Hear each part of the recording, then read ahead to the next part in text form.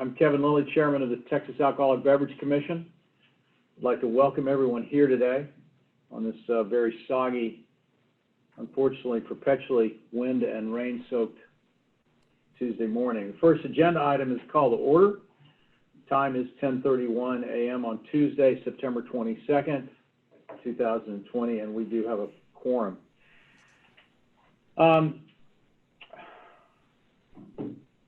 On behalf of all the members of this agency, I want to thank you for coming today. For those that are listening or watching online, for months, for a long time, nearly every business regulated by this agency, in fact, most businesses in the state of Texas have faced tremendous challenges due to COVID-19. Whether that means reducing staff, reducing services offerings, shuttering the businesses altogether, tens of thousands of critically important economic engines in our state have slowed or stalled.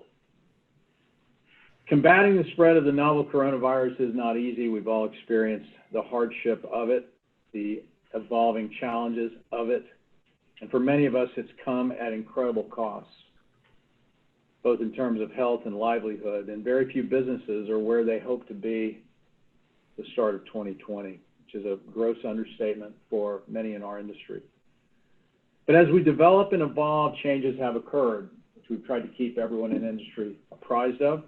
As Governor Abbott announced last week, the spread of the virus has slowed in Texas, which is good news, and business owners and the Texans they serve have paid heed to the various guidelines and restrictions that have been put in place.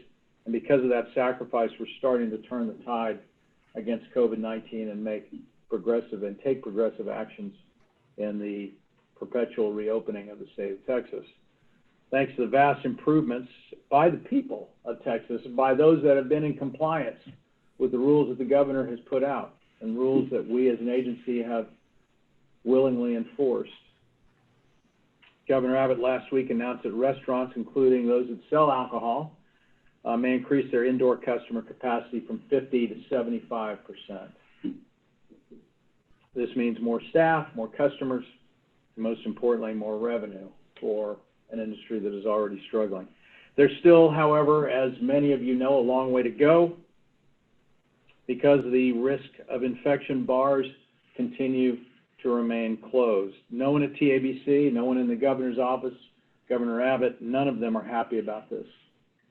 All of us understand that business owners and employees, through no fault of their own, have been placed in a very difficult financial place. To these bar owners, it is my sincere hope and belief, as is everyone in this agency, to bring us closer to the day that you can reopen. Unfettered, business as usual. We're not there today, but we're all hopeful and prayerful that we are not far away. Know that the TABC Governor's Office and numerous industry members and trade groups are working every day to come up with solutions, new ways to allow us to safely resume business. And so far, more than 1,100 businesses in a very short period of time have reclassified themselves to operate as restaurants.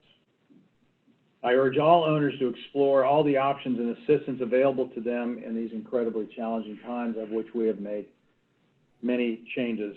And finally, I want to offer my thanks to all the Texans who've made the gradual reopening of Texas possible. As I've said before, safety is our #1 priority. In everything we do at TABC, we represent and enforce public safety. It is a hallmark of this agency and one that we take incredibly seriously. I hope all of you will continue to take heed of the state's health and safety guidelines and do your part to reopen our entire economy as soon as possible. At this time, I'd like to offer to our commissioners who are all with us virtually, if they have any comments. Ladies and gentlemen, you have the floor.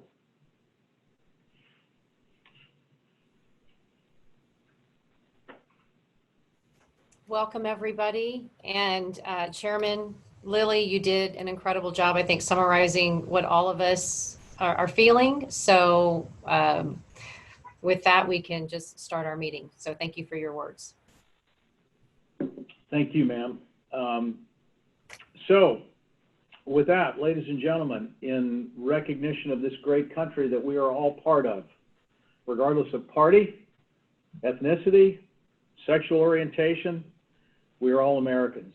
And so please join me in Pledge of Allegiance. I pledge allegiance to the flag of the United States of America, to the republic for which it stands, one nation, under God, indivisible, with liberty and justice for all. All right. Next agenda item is the approval of commission meeting minutes of July 28th and July 25th. So these are two commission meetings minutes that we will approve. I so move. Is there a second? Second. Thank you, Commissioner Marino. We have a second. We will now vote.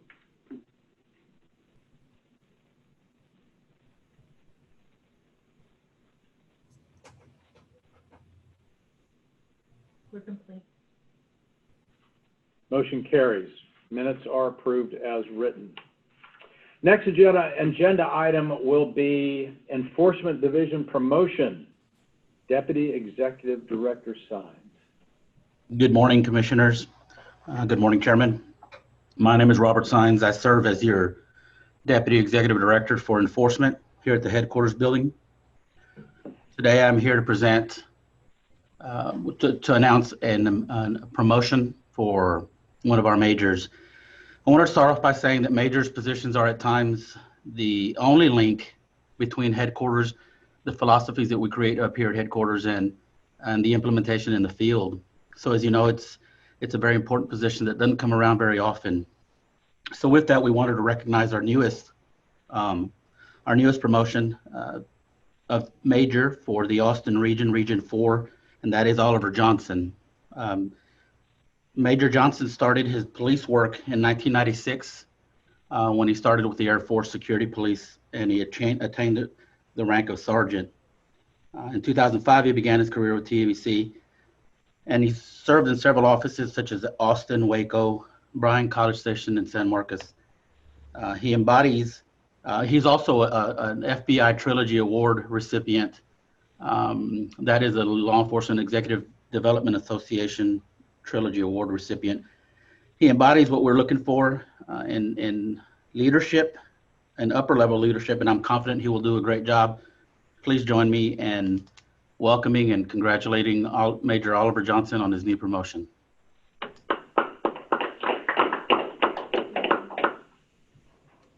And if you have any questions, Major Johnson is been added as a participant, just in case you guys wanted to ask him anything. Major, do you have anything to say? I just want to say thank you for the opportunity. Becoming a major has been a goal of mine since I started with the agency 14 years ago. And because of the support I received over the years, I was able to take the right steps and focus on the skills needed for the position. And I just look forward to working with each and every one of you as we move forward. Thank you. Major, thank you. Congratulations, Major. Thank you. Congratulations. Thank you. Look forward to seeing you in person one day. Same here. One day. As a side note, Major, I don't know if you know this, my father was security forces as well and spent his entire career in security forces. So that's near and dear to my heart. Well done and welcome as a new major. Thank you. The next agenda item will be TABC Employee Service Awards. Director Fletcher. Yes. Can everyone hear me? All right. I'm Amanda Fletcher, and I serve as the Director of Human Resources for TABC. Commissioners, I'm here today to present a couple of topics, the first being our Employee Service Award program. Next slide. As you all know, we cannot accomplish our mission without our most valued assets, our employees. Leadership recognizes the dedication and loyalty of our employees through our Service Award program. For every 5 years of cumulative service with the agency, we prepare service awards to recognize the employee and celebrate their milestone. For those with 30 or more years of service with the agency, we prepare an engraved plaque with their name and years of service. Employees with 25 years or less of service receive a certificate signed by the executive director and chairman. Employees will also receive a coin and a lapel pin specific to their service year milestone. In past years, we've presented these awards to the employees as we recognize them during either the commission meeting or during an independent ceremony.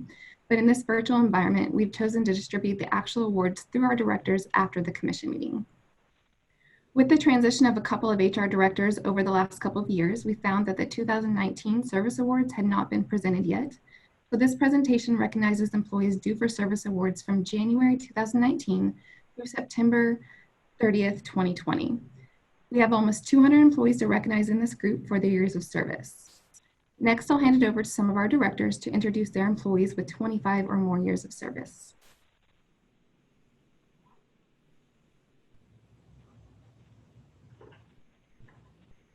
Good morning. I am Joanne Joseph. I serve as Director of Licensing. Commissioners, I am honored to present service awards to 3 outstanding employees in the licensing division: Sandy Higdon, Tana Travis, and Julie Ross. Combined, they have given over 90 years of service to the state of Texas and TABC. They each exemplify service, dedication, and commitment. Sandy Higdon retired after almost 30 years in the licensing division. She took a 2-year vacation and decided to return to us, and we are very glad she did.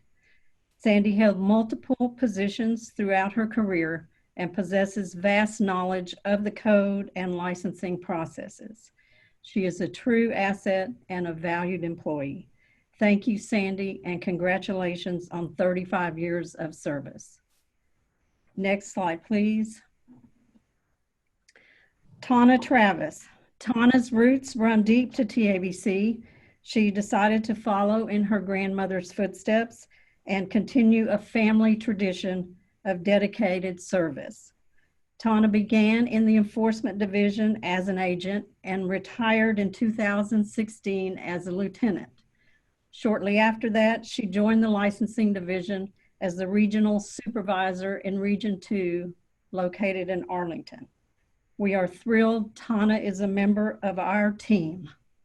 Thank you, Tana, and congratulations on 30 years of dedicated service. Next slide, please. Ms. Julie Ross. Julie has been dedicated to the licensing division for 25+ years. She has served in several positions in the licensing division. Julie leads the resource support team comprised of subject matter experts, and she is our division expert in data systems and implementation processes. We are super lucky to have her lead our newest initiative and transition into AIMS. Thank you, Julie, and congratulations on 25 years of service. This concludes licensing service awards. Are recipients online? Are they available? Do we know? I'm here. I believe Tana is available. Yes, sir. Great. Well, if you'd like to share, 25 years is a long time. You all have done, Sandy, Tana, and Julie. That's an extraordinary commitment, a quarter of a century working for the people of Texas. So that's an extraordinary achievement. If you had anything you'd like to share, please, you've earned it. I'd just like to say thank you. I've had a great career. I've had great mentors and leaders over the years, and I look forward to continuing with the agency for some time. Well, thank you. All right. Next on the agenda. So we still have some other. No, I mean on this part of the agenda. Understood. Good morning, Commissioners. I'm John Rainey. I serve as the Chief of Port of Entry. Commissioners, it is my honor to present 30 and 25 years service awards to 5 distinguished POE employees who have served the citizens of the state honorably all these years. Next slide. First employee is Regulatory Compliance Officer 3, Sylvia Hernandez. She has 30 years of service. Ms. Hernandez began her career with TABC in 1989 in El Paso. She is a lifelong resident of El Paso and in her spare time volunteers as a team leader for Walk El Paso Foundation. Next slide.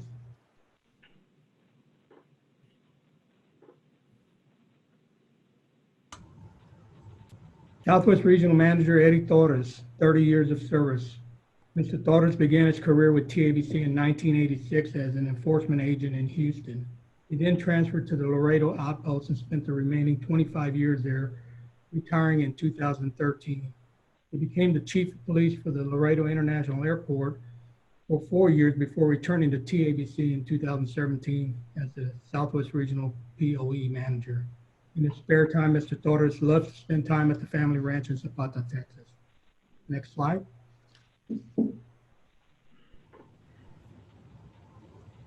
Regulatory Compliance Officer 3, Julian Hooper, with 25 years of service.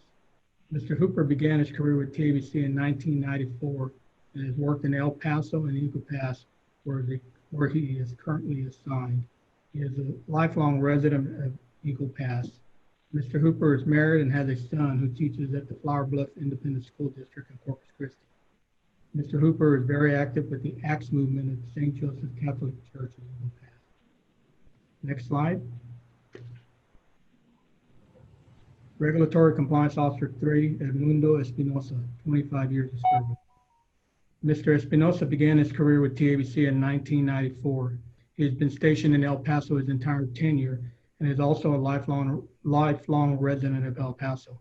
Mr. Espinosa has a technology degree in HVAC from Western Technical Institute.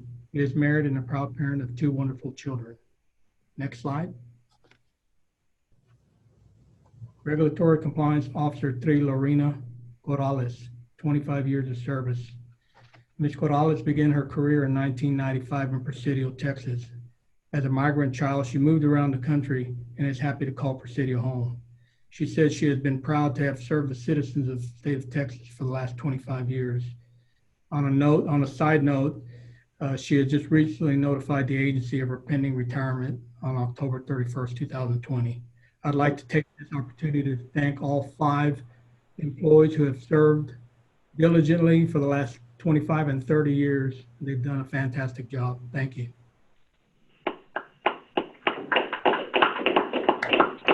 We have 2 POE employees on the Zoom meeting. Okay, great. So Sylvia, Eddie, No, Julian, Edmundo, and Lorena, congratulations on, again, a quarter of a century of service to the state of Texas, especially in an incredibly difficult position. You know, I've met you guys in El Paso. I've met y'all in Laredo. I know what it's like. I've witnessed the commitment that you all have for this job, and also the extraordinary impact that it has on the safety of our citizens. You've done great work, and we're so proud of all of you. So if those of you that are online, if you'd like to share a few words, the floor is yours. we have Mr. Torres and Mr. Hooper. Okay, Mr. Torres and Mr. Hooper. Commissioner, thank you very much. Truly am proud serving the commission and the citizens of the state of Texas for many, many years, and a few more to come. Thank you. Appreciate it. Thank you, sir.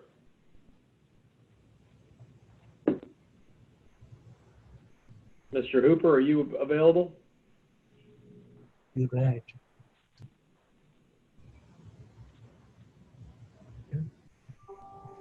Okay, Chief, thank you very much. Thank you, Okay. sir. Hello, good morning.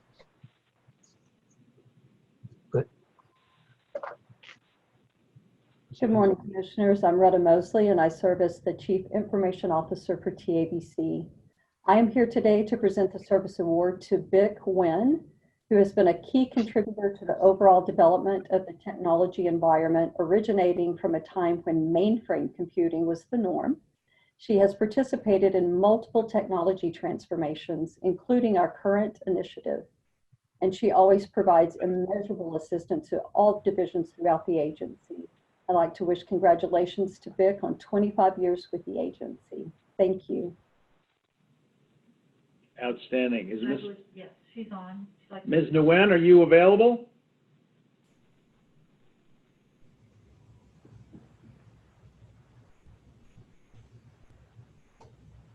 Yes, sir. I'm here. Can you Well, hear me? we can hear you loud and clear. Thank you so much. You know, technology is something that has been an extraordinary achievement of this agency, and the improvement of technology, certainly since you've joined, has really made the lives of our constituents so much better, and our employees. So we all thank you. You have the floor if you'd like to share a few words with us. Um, I'm just saying thank you so much for everything that I've been working for TABC number of years, and I'm still enjoy working with our team and TABC staff.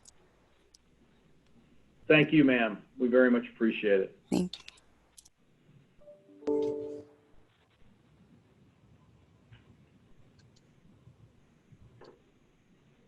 Good. These are the employees we are recognizing for 20 years of service in both 2019 and 2020. Next slide, please. These are the employees we are recognizing for 15 years of service in 2019 and 2020. These are the employees we're recognizing for 10 years of service in 19 and 20. These are the employees we're recognizing for 5 years in 2019. And finally, these are the employees we are recognizing for 5 years of service in 2020. That concludes our service award presentation. Commissioners, I'm happy to answer any questions.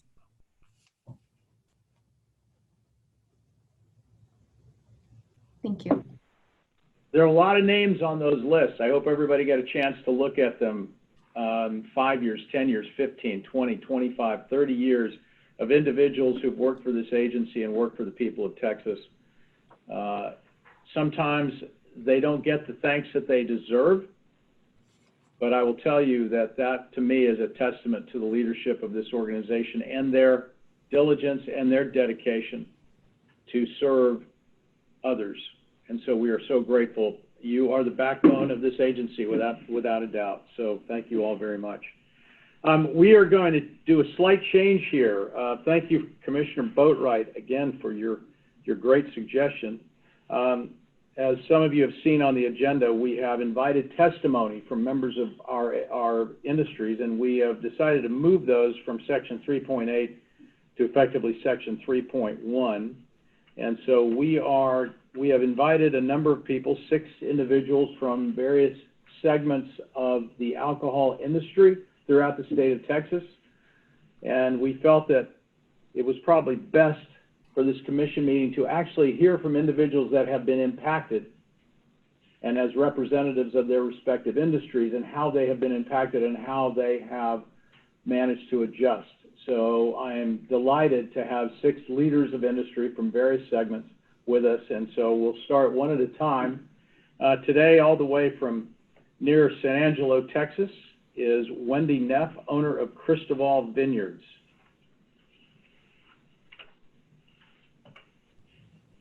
Hi, everybody. How are y'all doing? We're good. Can you hear us? We can hear you. Great. Thank you. I see you sporting that Angelo State hat. I know. Got to advertise. Got it. Well, we Go appreciate ahead. the opportunity to share some, I guess, a little bit about our business. Let me see if I can put this where I feel like more like I'm speaking to a group instead of just to Bart.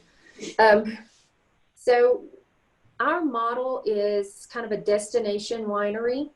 Right now, as of today, having dealt with COVID since February, about 25% of our revenue comes from our venue rental.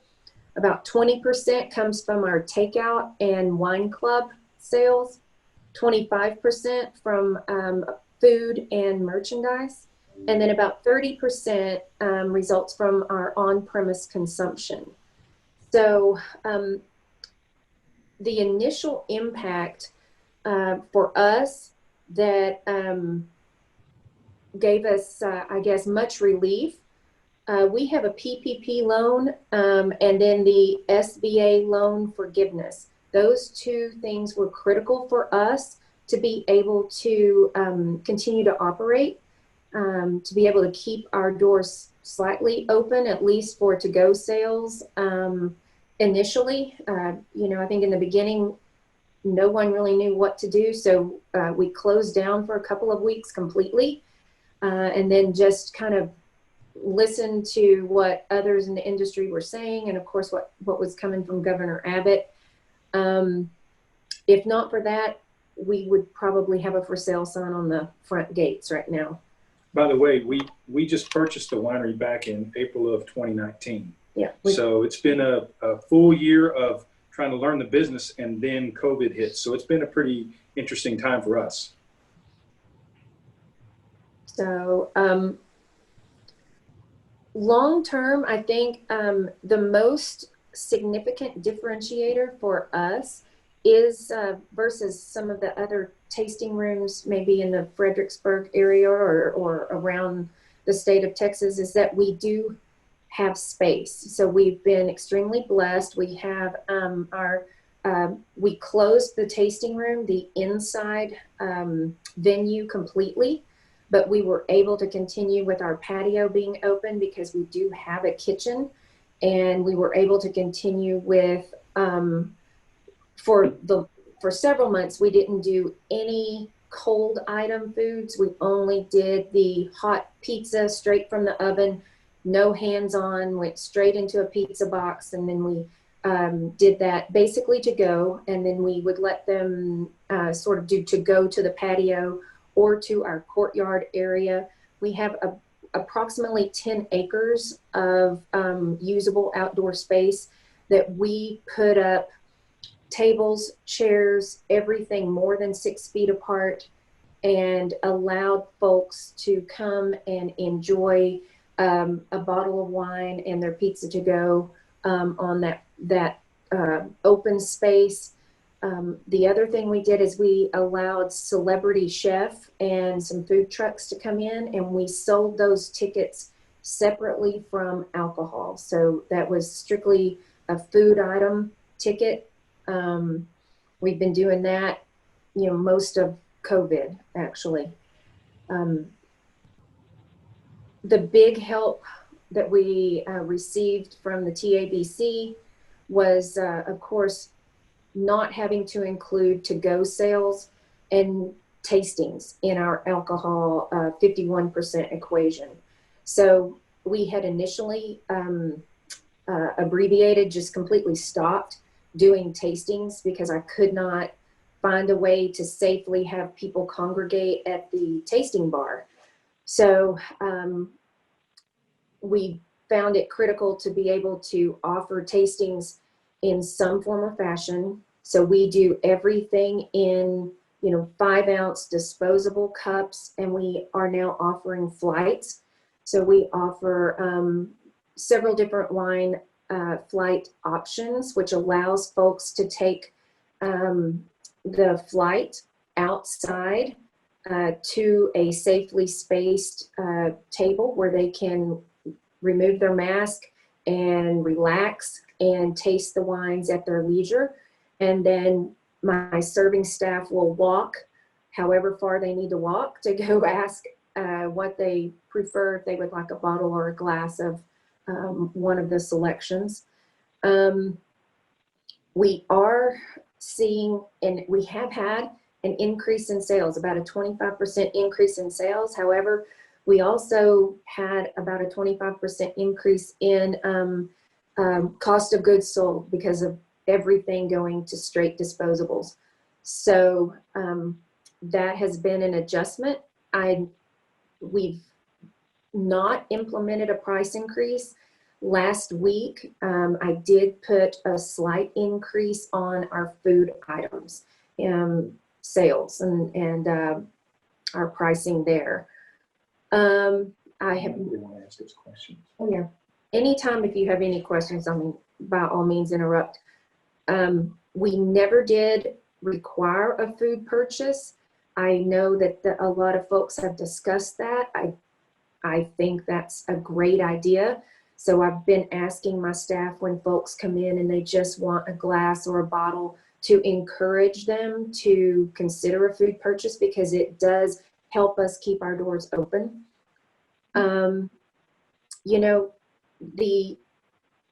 I think Bart made a statement earlier to me. You cannot underestimate the importance of the customer perceptions. So we have our clientele as they're generally in that age bracket where they are more at risk to be exposed to COVID. And so we really had to go over and above to make our customer clientele feel comfortable coming to our venue. I stationed one employee at the door, and that one employee every 30 minutes sanitizes the bathrooms, the door handles. Anytime a customer gets up and leaves a table, we sanitize that table. Anything that, you know, we kind of went over and above, I think, but so many of our customers have come to us and expressed that throughout this whole pandemic, they've really felt like we are a place where they could come and relax and felt that we had their best interest at heart. You know, we really had a lot of concern early on from the gotcha mentality where bars in San Angelo could not remain open. And we knew that we were not a bar. We had the patio space. We are not at 51% in terms of our revenue. And, but we also, we just never wanted to create, I guess, a competitive environment. I don't know really how to say it. We never wanted to really advertise, boost ads, anything like that. So really just kind of word of mouth throughout for the last several months, offering our customers and our clientele different, unique food options, live music, those types of things, but not really trying to draw too big of crowds. We really want people to feel safe when they're out here. Well, Wendy, I'm gonna interrupt you there because just in the interest of time, but I also want to brag on you guys a little bit. You know, you are such a great example of people in this industry that are doing it right. Bart has a PhD in chemistry, so I think he knows a little bit about the chemical process that goes into winemaking, and Wendy was an expert marketer. Both of them who left Houston and Kingwood and moved out to San Angelo, Texas to put their life savings into this winery, into Cristobal Vineyards. And, you know, I just want to applaud you guys for doing it right, being incredibly diligent. I had the opportunity to go out and see your operations about 2 weeks ago. I was incredibly impressed. It's a gorgeous venue. And with that, I'd like to see if any of our commissioners have any questions for you before we move to the next speaker. Thank you, Bart and Wendy, for being part of our meeting today.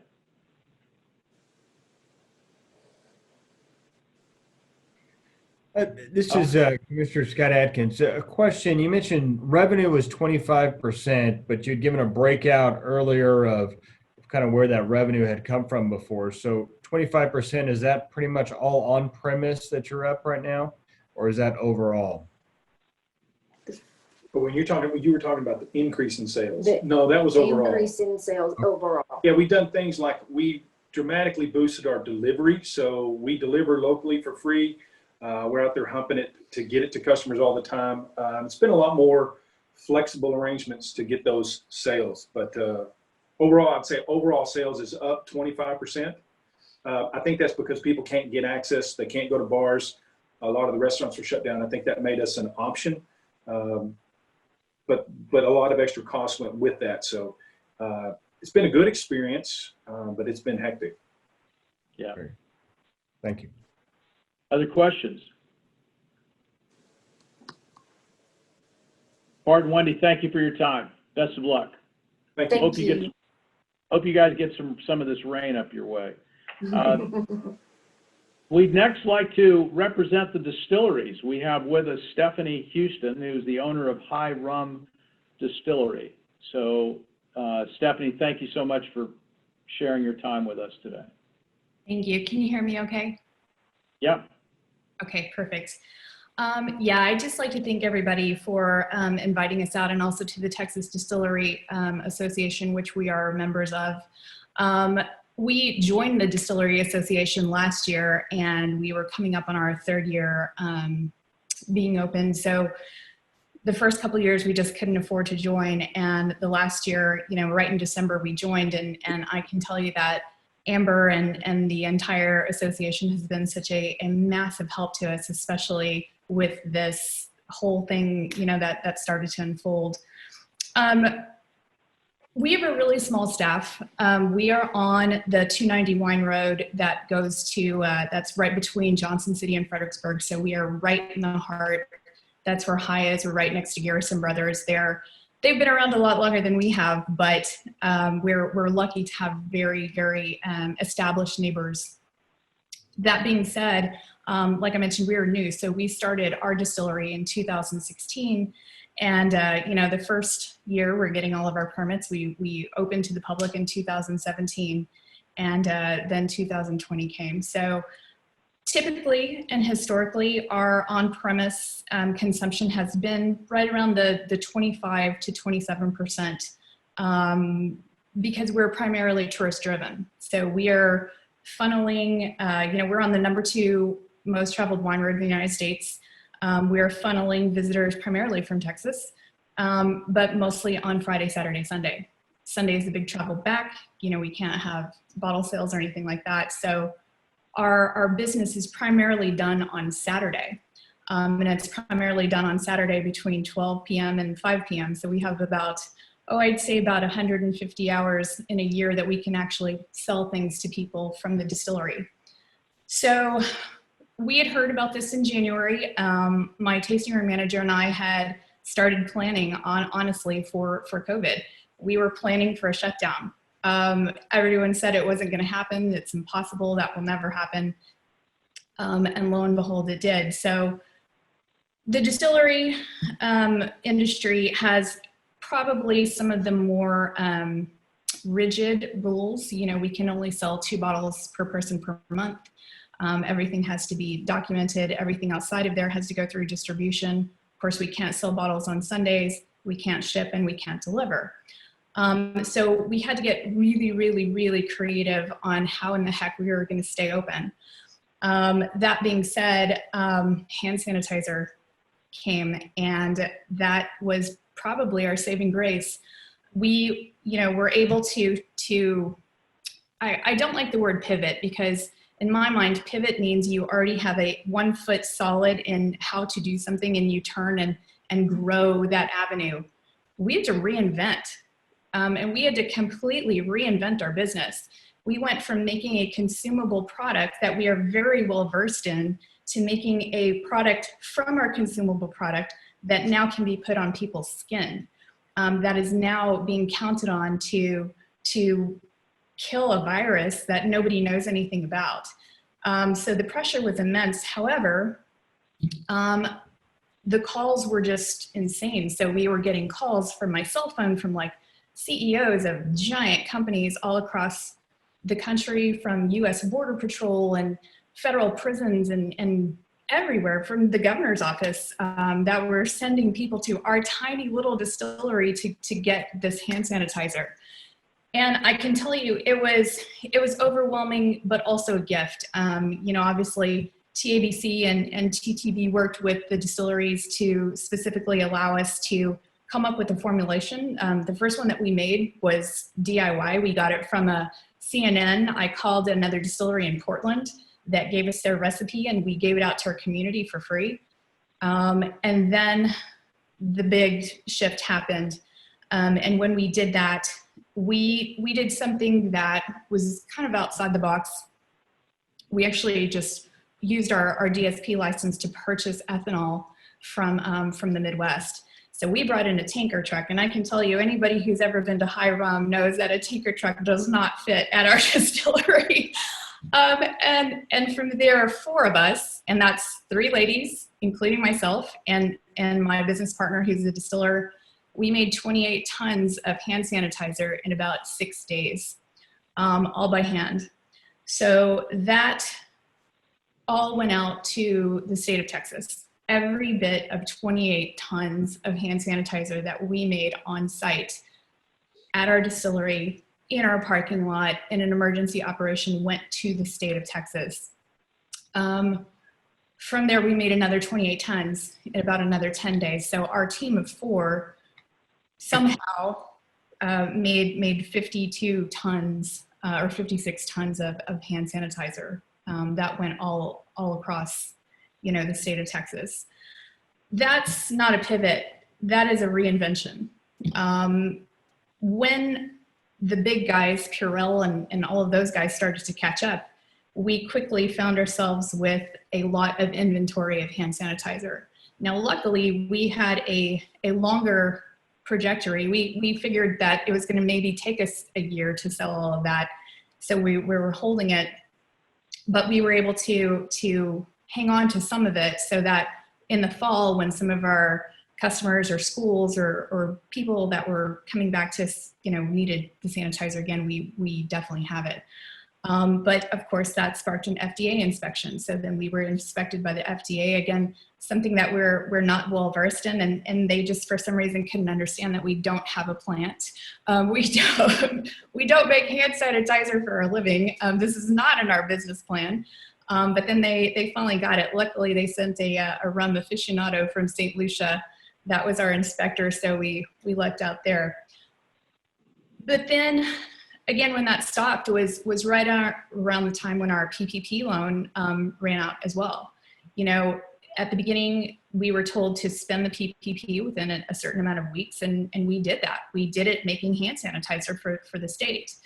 The last week 7, I believe, is when they said, oh, well, you can extend it through December. Had we known that, we would have kept some of that money. Coming back, that's around the time that we started to see Purell and Johnson & Johnson and everyone catch up with their sanitizer production. So I turned to HEB and I said, listen, we helped you guys. Y'all helped us with the Port of Corpus Christi. We got all of this out to the state. Will you please buy some of this from us? And luckily they did. So again, we're left with a closed tasting room. We had opened for 2 weeks at the beginning of June when the restriction was lifted, and had to close again June 26th. So we never really got the opportunity to reopen when all of that occurred. So at that point in time, we started hearing little, sprinklings of maybe we can open this way and that way and this way and that way. And let me tell you, I did every single thing. We contracted our license. We expanded our license. We, shifted to go and curbside and did everything that we possibly could. And I think, again, with most distilleries, a lot of people are just coming for tourism. So they're coming to sit, they're coming to purchase bottles, to take them to go. And I think the numbers are crazy. It's about an 80% total loss of revenue for distilleries specifically, because again, we're not just affected by tourism, we're affected by distribution. We had just signed up with a new distributor. Our distributor picked us up March 6th. The state was closed about 2 or 3 weeks later. So we never even had the opportunity to get out into the market. Restaurants, bars closed, they stopped ordering. The package stores just weren't ordering. So we were kind of left with, okay, what do we do next? So again, back to our curbside, we try to get just as creative as possible and still stay compliant. And then we got the opportunity to open up our drive-in movie theater. Luckily, the owner of our property is surrounded where we have 14 acres, and we did a drive-in theater. We got approval from our county judge and opened in the adjacent property with our to-go expansion and ticket sales. Again, just trying to make a dollar any way we possibly could. From there, those events are very costly. There's a lot of things that go into it. Luckily, we had hand sanitizer coming out of our ears, so we felt like it was a very safe event. Our distillery is primarily outside anyway. We knew that we had an acre that we could spread 14 tables out on, and so when the opportunity to come up to open as a restaurant, we were able to again reinvent. It's not a pivot. We are reinventing. We were not a restaurant before. We had gone from being a distillery to being a hand sanitizer plant to being a movie theater to now being a restaurant. And luckily, somehow we were able to figure out all of it. And so I think that we're super thankful to TABC for being as creative as possible to work within the guidelines. I think it's something that without any flexibility, I'm not sure, we would definitely be putting up a for sale sign. Like there's just no way we could have stayed open. And so for us, you know, now we're on to kind of the next thing, which is how can we loosen some of those other regulations that TABC doesn't govern, you know, because I think TABC has been instrumental in helping us to get to each next step. That's been incredible. So now, as a restaurant, you know, we had a small kitchen on site. Like I mentioned, our distillery is so tiny, we didn't really have people inside anyways. We moved our entire bar outside. All 14 tables are spaced over an acre. We actually did a virtual tasting. So we can hand somebody the tasting and they can get on our website and go through each tasting one by one with our distiller. He's like, okay, now it's time to move on to number 2. This is what you should taste. Which has been great too, because we definitely have the group of people that just want to be as hands-off as possible. And then we have groups of people that are just tired of the pandemic, I think like everybody else, and that just want to come in and feel some normal, but you know, still stay safe. And then of course, one of our biggest challenges has been the people that just don't want to comply. They don't want to comply with wearing a mask while they're up and walking around. It's been more of the exception than the rule, but it does happen. And it's definitely something that our staff deals with on a weekly basis. A lot of verbal assaults, some bad reviews, all based around mask wearing. But I think overall, the experience has been great for us, not only in testing the resolve of our staff, but in the resolve of our product. Our distribution has finally started to pick up a little bit. Luckily, we got a lot of press from hand sanitizer and from some other things that were out there. And so our name is getting out there into the marketplace, which is ideally where we want it to be anyways. You know, I would really love to see our distillery being the next big name that comes out of Texas. You know, we're not Tito's yet, but they started out somewhere too. We want to be that next Texas brand coming out. We definitely appreciate everybody. Stephanie, that's well, number one, that's a laudable goal. And you know, when I hear your testimony, I hear about resilience and adaptability. I mean, all the different things that you've done to maneuver your business appropriately is really remarkable. And as a Kiefer Sutherland fan, I might have to find myself to your Lost Boys premiere on October 17th. I'm actually old enough to remember that came out in the theater. So, me too. I so saw the theater. And it's also great, you know, that Scott McClellan and the folks at HEB have been helpful for Texas businesses, helping Texas businesses. So, Stephanie, well done.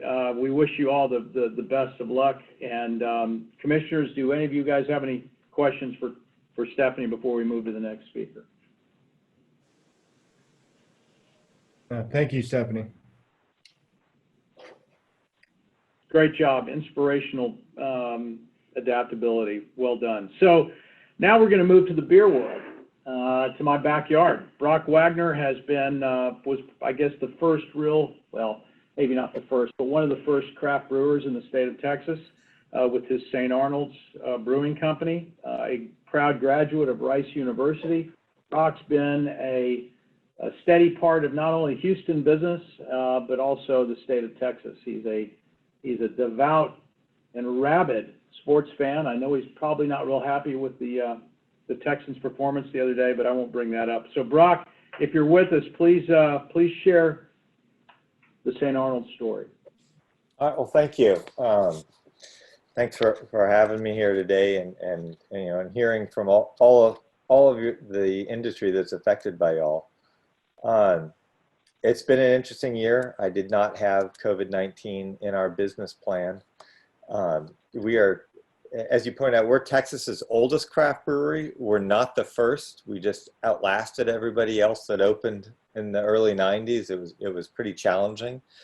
But it's a different world today. There's over 300 breweries in the state now.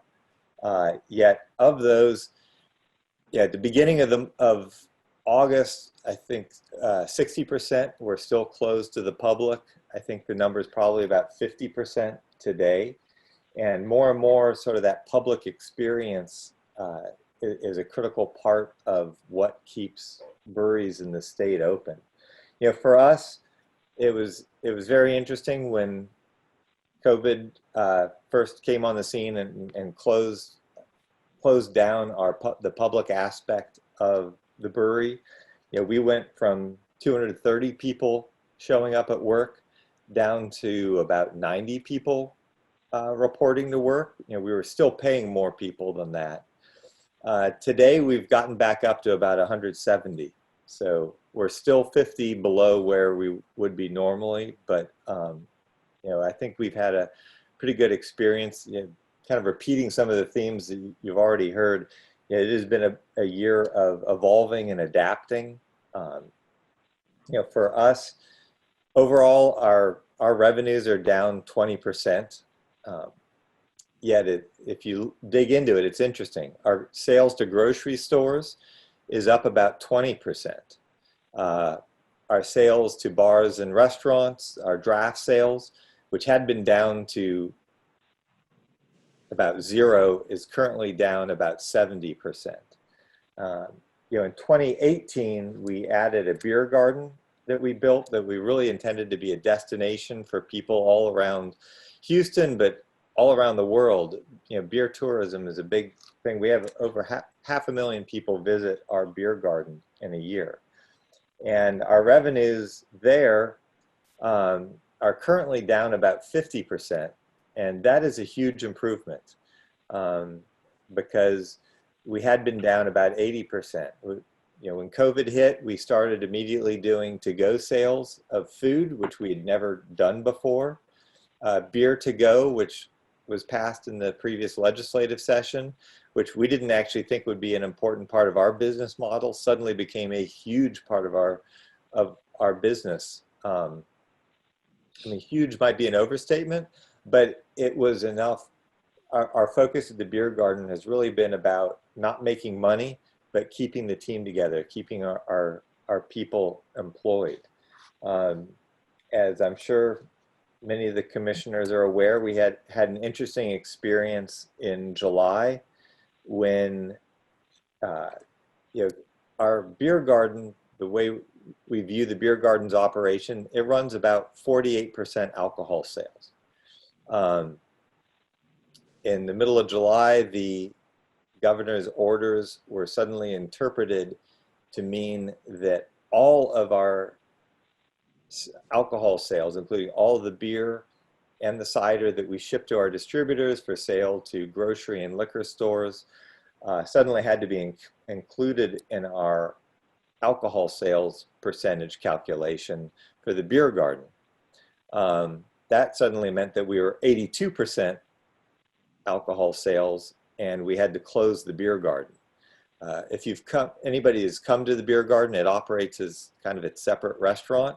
Through a lot of conversations, I want to compliment everybody at the TABC that we dealt with, and we had, for 2 weeks, we were having a lot of conversations with y'all.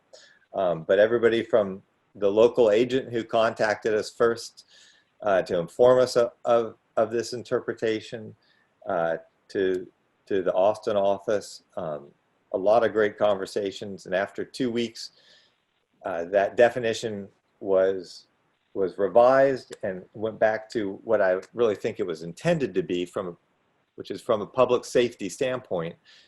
Is our beer garden a restaurant or is it a bar?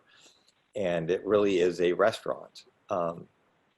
We continue to run at about 48% of alcohol sales.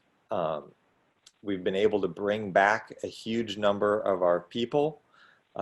We are only operating the outdoor portion of our beer garden. If you've ever visited, we have a huge outdoor area. We also have an indoor part of the restaurant. We have chosen to not open that, even though current guidance would allow us to be at 75%. We're just still not comfortable. Our focus is on safety. We've spaced out tables. We've gotten a lot of great feedback about how safe people feel. Like our beer garden is one of the safest, if not the safest place that you can come and eat and have beer in Houston. Our guests have actually been great. We have had almost no pushback on people being told they have to wear masks when they come in. If you get up, you go to the restroom, you have to wear a mask. We'll remind people if they forget and they're super apologetic and really want to comply. That's really been our experience. So we've also been doing a lot of virtual events. People are starved for entertainment and things to do. So we've been doing virtual beer and cheese tastings, beer and dumpling tastings. We did a pizza cooking course. I actually cooked, I took the course myself and cooked my first ever pizza at home this weekend. So we sell those. People come up to the brewery, they pick up the kits, they take them home. We do Zoom or Instagram Live. It's been great ways to interact with people in a safe way. So yeah, we continue to figure this out, and overall, knock on wood, it's been going well for us. Yeah, I think we're better situated than a lot of the breweries in the state because we have such a big presence in off-premise distribution at grocery stores and liquor stores. So I would just remind commissioners to really be thinking about all of the breweries that are primarily tasting rooms, and they are really struggling right now. Brock, thank you very much for everything that you do for the state of Texas. You've been a stalwart, good guy in the world of business, and definitely well known throughout the state of Texas. Commissioners, do you have any questions for Mr. Wagner? Hi, Mr. Wagner. This is Jason Boatwright up in Dallas. I want to thank you for testifying, and heard you mention that the 2 weeks that you were shut down because of a sudden reinterpretation of a rule or a policy. And I just want to take this opportunity to ask staff not to do that again, to be very, very cautious in how we interpret our rules if those interpretations are going to have catastrophic immediate effects on the businesses that we regulate and the people who depend on those businesses for their lives and livelihoods. I think we should err on the side of caution going forward, and that we should keep those kinds of experiences, the one that Mr. Wagner just described, to an absolute minimum. Thank you very much for your testimony. Thank you. Thanks, Commissioner Boatwright. Any other comments? All right, Brock, I'll let you get back to making beer. Well done. Thank you. All right, thank you. I hope the Texans do better next week. I'm sorry, I didn't mean to bring that up, but the Cowboy fans, at least in the room, are happy. We're next going to go to Bob Wilson, and Bob is one of the largest bar owners in the state of Texas, and he represents, sadly, the part of our industry that is struggling the most, that's been under the most challenge, that's had to probably be the most adaptable. And so, Bob, we really we thank you for taking the time to be with us today. Thank you. Thank you, Mr. Chairman. Can y'all hear me? We can. All right. And commissioners, for the opportunity to present on behalf of LW Brands. We own and operate 31 bar-oriented facilities in Texas under the concepts Little Woodrow's and Fast Eddie's. I'd also like to thank Governor Abbott for strong leadership in steering Texas through this pandemic. It's unfortunate that we in the bar industry were shut down the most, I should say. But let me just read my comments here. In the 35 years I've been part of the bar industry, we've seen bars in Texas evolve generally from a short lifespan enterprise to a stable long-term product that provides continuously evolving, appealing social environment to the benefit of our customers, thereby offering high-paying, stable jobs for our employees and the ability for management to take a long-term view. With increasing same-store sales, Little Woodrow's at 25 years old and Fast Eddie's at 22 years old are examples of the evolution of bars in Texas. Longevity as operators has allowed our industry to evolve to a more seasoned and professional operating approach, and we, our great employees, the Texas consumer, and the state of Texas are better for it. The bar industry in Texas, we estimate employs around 70,000 people, not including the affected employees of the vendors, suppliers, and landlords connected to our businesses. We like to say that you have plenty of great partners when business is good and things are easy, but you get to know who your real partners are when things are hard. One thing is certainly clear, our lenders and landlords have been real partners, and so has the TABC. Things are hard right now, and we hope we make it back to being bars at some point. But until then, we are pleased with the TABC's elegant solution that allowed us to reinvent ourselves in a food and beverage license paradigm. Up until the conversion to restaurants, we've been closed for almost 5 of the last 6 months. The 70,000 people in our industry needed to be back to work, and this solution has certainly helped. Our employment base cannot afford another shutdown. We do not want to be in the position of putting people back on the unemployment rolls for a third time. During the shutdown, thanks to PPP, we employed people even when our business had to be closed. We supported our communities even when so many were near the breaking point. We also ran our kitchens to provide multiple meals to feed our staff and their families at many of our locations during the shutdown period.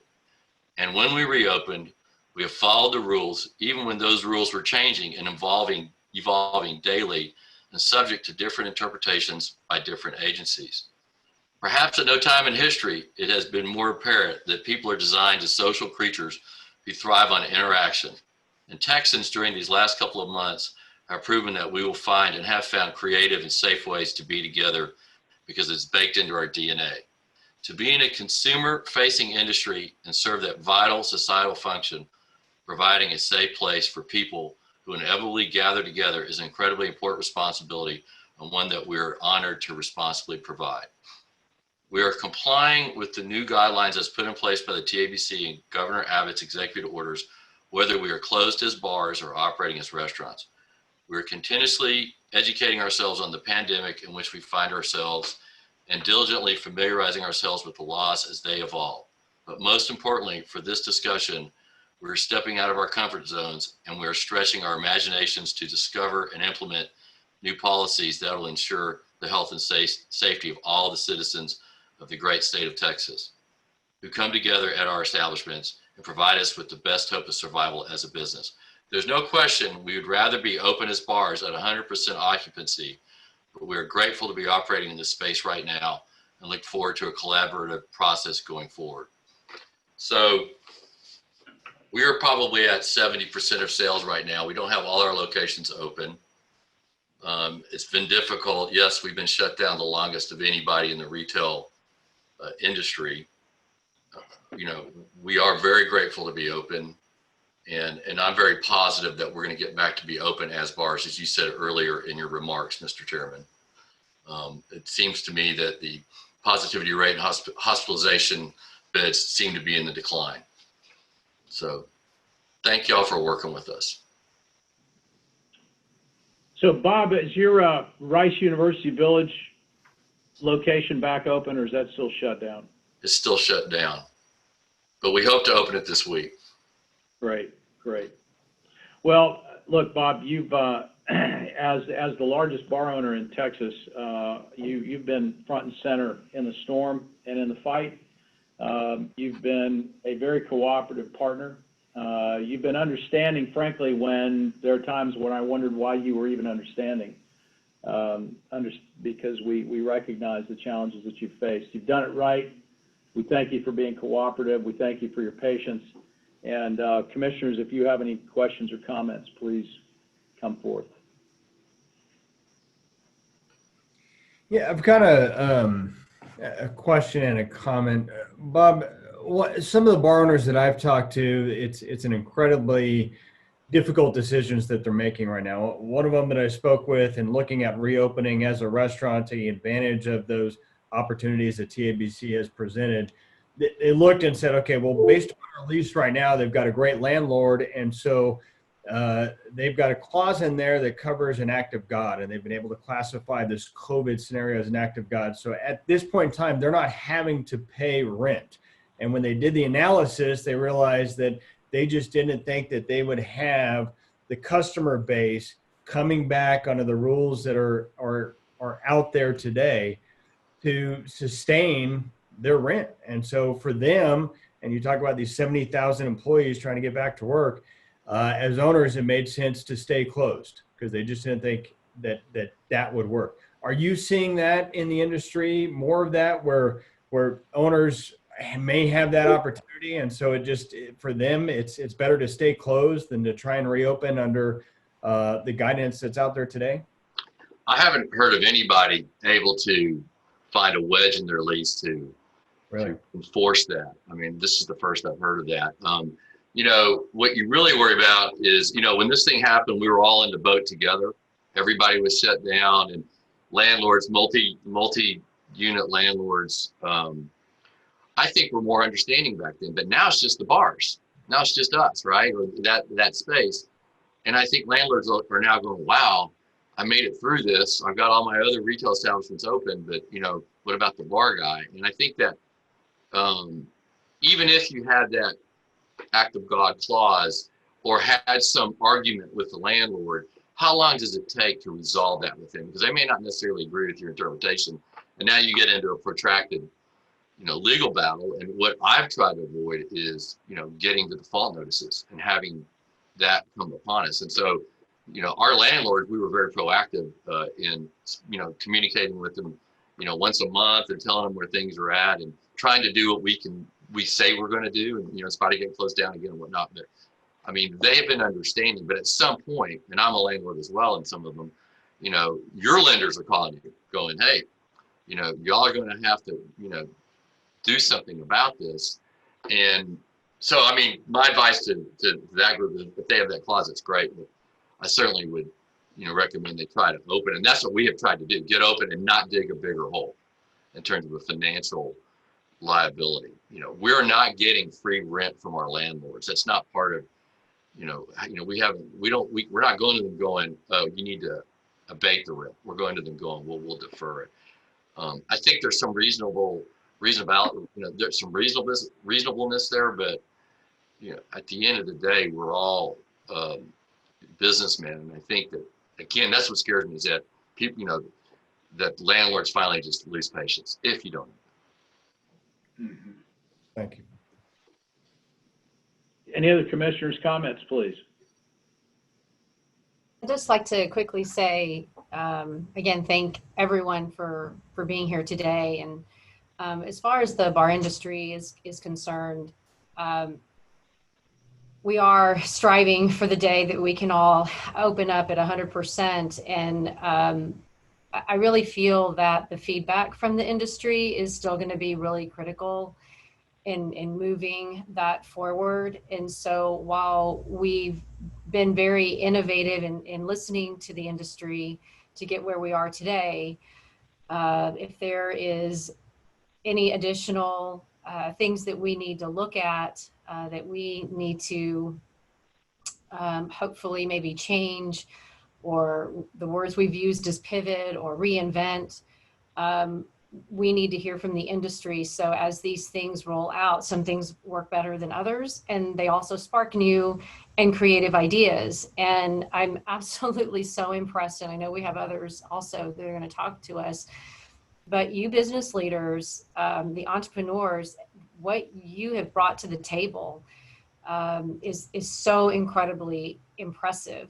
And we could go on a speaking tour of how to just really reinvent yourself. And it's true entrepreneurism. And so I just really thank all of y'all for being here and sharing your stories, because I feel that this is incredibly helpful for businesses and other entrepreneurs that could be stuck, and really are listening to you as a way to move forward with their business. So just continue to give feedback to us of things that could work or not work, because we still we're not quite out of the woods yet, And we just are really very, very appreciative of all of you and the speakers to come as well.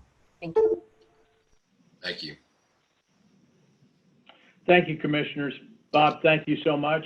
Mr. Wilson, best of luck to you, and we look forward to further conversations. Thanks for having me. Next, we have representing the restaurant business. We have Skeeter Miller, who is owner of one of Austin's oldest and most established dining locations, the County Line. Skeeter? Mr. Chairman and commission members, thanks for having me on. You know, I make potato salad for a living and have been doing this for 45 years, so I don't get out much, so I appreciate you having me. Great potato salad, though. I appreciate that. You know, listening to the tenure of your employees, that really hits home with me. You know, a lot of people don't know that we've been around for 45 years, not only in Austin, but in other cities and another state. And our average management tenure is 37 years, which is a big deal. And we have over 500 employees. So, you know, when this COVID-19 came along, it was extremely devastating to our business and our employees. And, you know, to date, right now, since this came into effect, we've probably lost well over $5 million in sales, which is substantial to any business. And getting our employees back to work was most important to us. One of the biggest things was when we we were able to do curbside, and that was, you know, a limited business, but doing well because barbecue carries well. But when, you know, when the TABC worked with the governor and the Texas Restaurant Association to allow us to be able to sell curbside alcohol to go, that was a tremendous boost for us. I mean, in the beginning, we had maybe 7 or 8 to-go spaces out front, and it went to like 20 at each one of our locations. So that was a real boost for us, and it was a boost to get those customers out of their homes when they were told to stay home and come and pick up to-go food.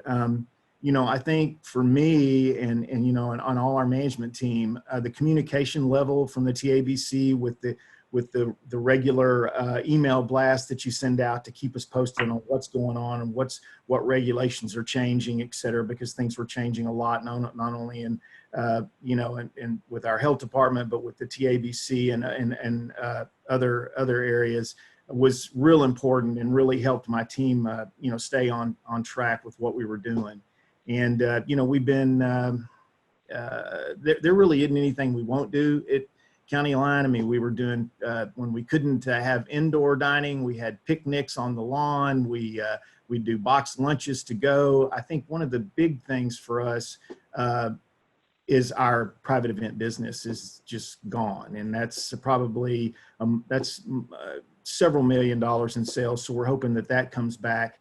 One of the things that I would really like to see from the TABC and the governor, and the governor has been great working with us and allow us to be open, and I hope that the bars are able to do that really soon. But the recovery from this is going to be a long time, and I don't think it's anything that's going to be a year to 2 years. It's going to be a 3-year recovery. So if it's possible, you know, if asking the TABC to work with the governor is to, during this legislature, is to go in there and see if we can't continue to be able to sell mixed beverages and alcohol curbside, you know, as we move forward, not take that away from us, because I think to-go is going to continue to be a big part of our business for diners that are afraid to come in and be inside.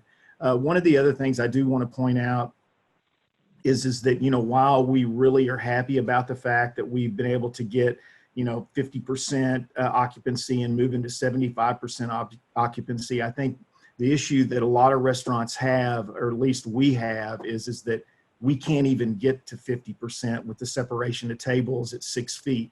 So when you go to 75%, really the best thing that we get out of that is that hopefully it makes customers feel a little more comfortable to think things are getting better and that they can get out of their house.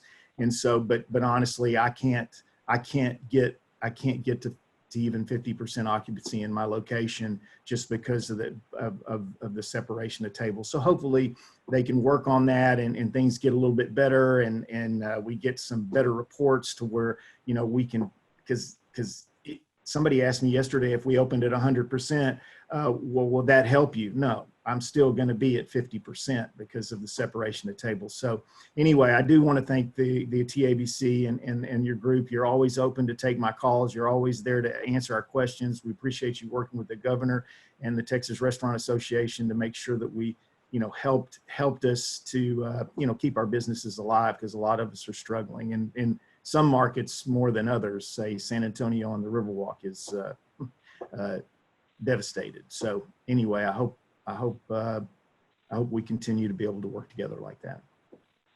Well, Skeeter, you've been doing it right for a long time, and you were probably the first restaurant I ever went to when I was a student at the University of Texas, and that was a while back. So we thank you for your good work and your good effort, your contribution to the industry, and for doing it right. So thank you, sir. Commissioners, do you have any questions for Mr. Miller? Yeah, Mr. Miller, I do have a question. We heard earlier that one of the challenges is customers coming in not wearing masks and having to deal with that. Are you having the same issue? Our customers have been really good about it. We put a kind of a cute sign up front and told them, it's a mandate and this is what you have to do. But if you don't have a mask, then we have masks up front for you. It's funny you asked, because I had two gentlemen come in night before last, and they were very upset and did not want to wear a mask. And they just got up and left and said they would never come back again. But that's just a small amount, and I don't know where they were from, but they clearly didn't understand what was going on. So, but I don't have any problems with our customers. Everybody's been really good. Most of them have a mask on. We've given out very few, so it's not really been a problem. Thank you. Any other questions for Mr. Miller? Yeah, I wanted to talk to you quickly about your statement with regards to 75% are going to 100%. And I'm assuming this is probably the problem with any location. You can only do so much within the 6 feet guideline.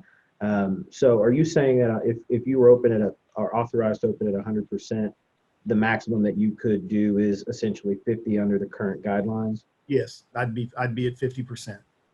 And luckily for me here, just in Austin at the Hill and the Lake locations that I do have outdoor areas. So, I can put people outside, but, as far as indoor occupancy, I can only get to 50%. So, I really am hoping that, the reports will change, and hopefully we will be able to, do something with increasing, our occupancy indoors by separating the tables. This is off topic, but I moved to Austin in 2010 to take a job. Your location at 620 and 2222 was the first barbecue I had in Austin. So you worked there? I didn't work there. I said it was the first place that I ordered barbecue in Austin when I moved here. Well, I appreciate that. Now, have you been back since? I have been back. You have a return customer. I appreciate that. No Great question, Skeeter. Good job. Plugging it to the very end. Yeah, well, you guys are right up the road from me, so don't forget us down there. Come on down and eat. I'm sure there's plenty of agents and employees and auditors and licensed folks that have darkened your doors, Skeeter. So thanks for all you do, sir. We appreciate it. Thank you. All right, our last, but certainly not least, representing the distribution industry is Mr. Peter Williamson, who's Vice President of Corporate Relations for the Del Papa Distributing Company. Mr. Williamson. How you doing, sir? Great, thank you. Thank you very much. Good to see you again, Mr. Chairman. And I appreciate the opportunity to speak with the group today. A couple of housekeeping issues maybe that I'll start off with. I know Mr. Del Papa, who I work for, Larry, was invited to speak today. He sends his regrets. He couldn't be with you today because of travel. He's out of the state, but I drew the short straw, and I'll try to give you all a little update of what's happening since COVID. A little background on Del Papa Distributing. Chairman Lilly is kind of familiar with our territory. He lives down in this part of the world, but for the rest of the commissioners, Del Papa Distributing services 17 counties in southeast Texas. We stretch from the Texas-Louisiana border, Jefferson, Orange County, up to Lake Sam Rayburn, down through south of Houston, Galveston, Brazoria County, and then down towards Victoria. So we have 3 distribution centers, Victoria, Texas City, where I'm talking to you from this morning, in soggy Galveston County, and Beaumont. And we have 375 employees, men and women, that work for Del Papa Distributing. Again, as a little background, if we think back in early March, as a distributor, what were we getting ready to do? Well, we had March Madness, we had spring break, and so certainly with our on-premise customers, we were laying in a lot of product, getting ready for those because the kickoff, if you will, to the summer selling season was upon us. And then of course, when COVID shut down, operationally, things changed overnight. On-premise, we lost approximately, due to the on-premise shutdown, we lost approximately a half of our account base that went offline. And of course, we're talking about restaurants and bars. To date, this channel is down around 40% on a volume basis for us. And even now, even with the reopening and some of the changes in the licensing and such, we've not been able to establish contact with around 20% of our pre-COVID on-premise accounts. And these are primarily the independent, single-owner businesses in our territory. Now, the ability to remove malt beverage products from retailers under limited conditions that was granted at the end of April was a byproduct of the COVID shutdown. The manufacturer tier, the distributor tier worked together on this initiative, and it was a big endeavor. And obviously, this was to help those on-premise accounts that had laid in inventory through no fault of their own and had nothing to show for it, weren't able to move the product, and it was going to go out of date. To share with the commission, just for us, and everything that I'm talking about, just keep in mind, this is just a snapshot. What we've experienced is probably different than Dallas or in Austin or in San Antonio or in El Paso because of local conditions. But that repurchase of product that we were allowed to do, that's a large 6-figure number for our company, just our share. When you add in the labor, the cost of the product, et cetera. I can tell you, I'm gonna talk just in a range, but it's from a low side of a couple $100,000 to on the high side of $500,000, just to kind of give you a range. Now, the channel that has benefited the most during the COVID era has been obviously the off-premise segment. Initially, it was certainly the large, what we call them the box stores, the H-E-Bs, the Krogers, the Walmarts of the world. But as things began to loosen up, the independent C-stores have certainly started to come back to life in a big way. Operationally for Del Papa during this period, we've had no layoffs. We've been able to keep everybody employed and on the payroll. And so with all the shift in the business, when the on-premise shut down, we were able to redeploy those people, those employees to the off-premise and keep them employed.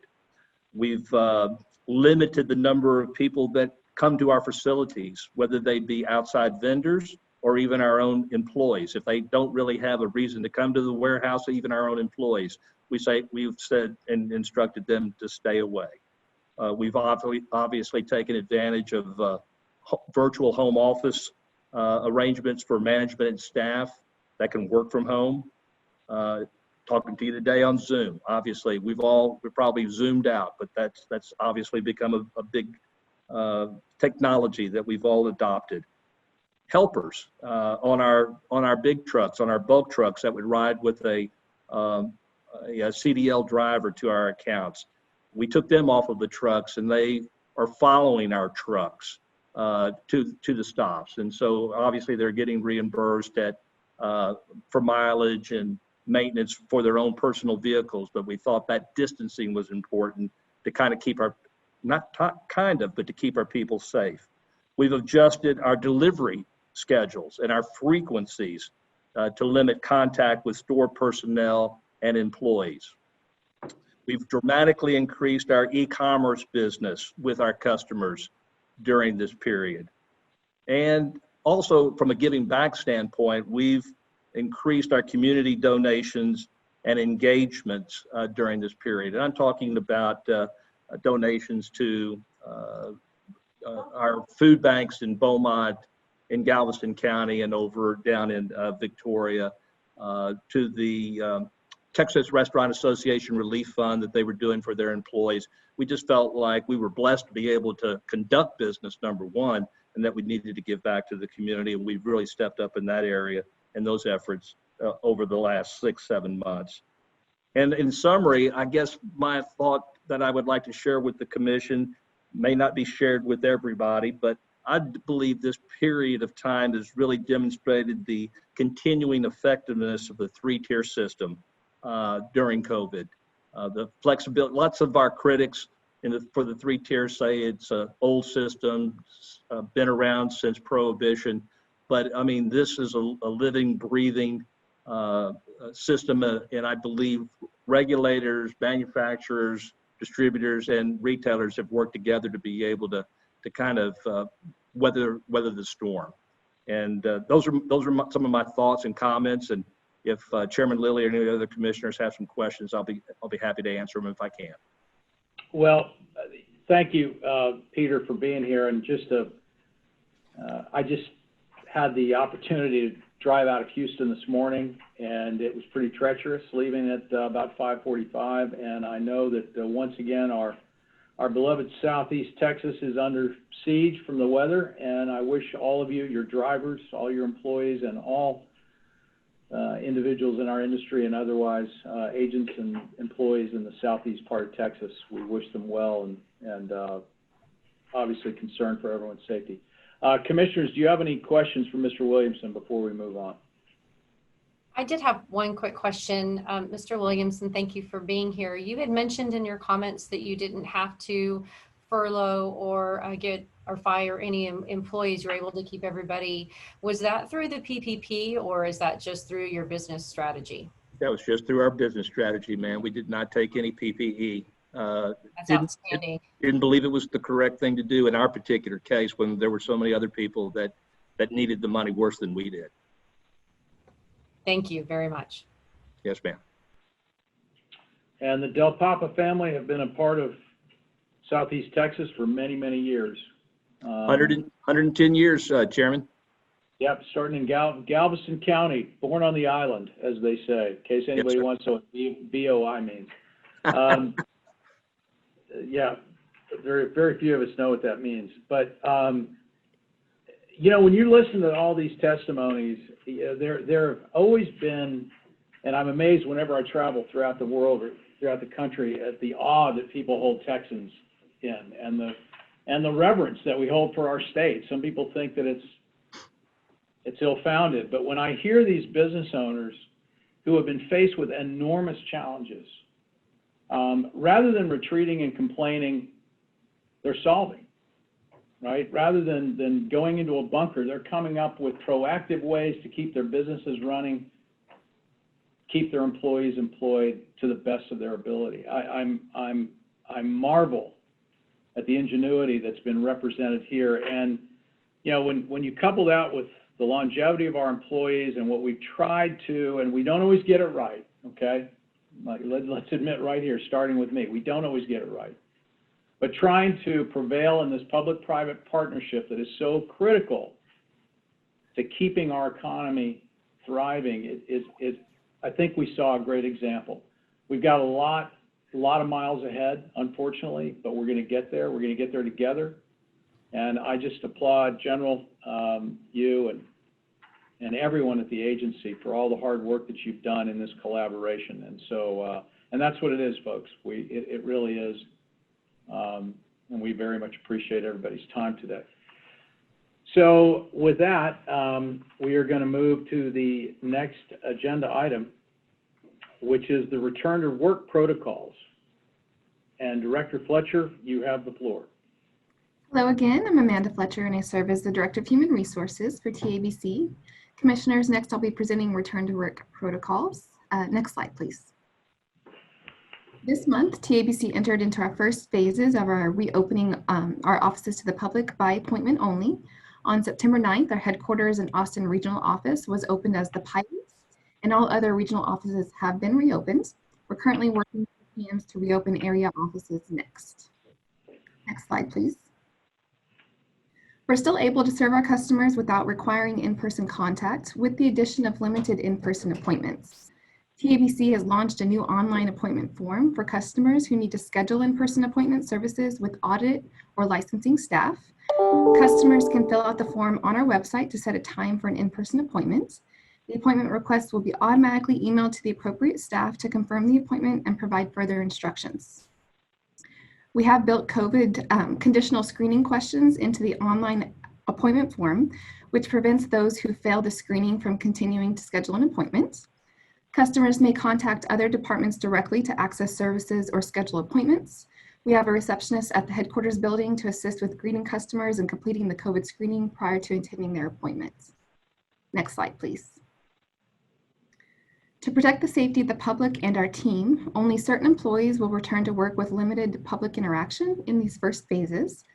Employees who are teleworking solely due to TABC's direction to expand telework operations in order to provide social distancing during the pandemic will be considered first to return to the offices. The telework request forms employees completed back in March captured the reasons employees initially began teleworking.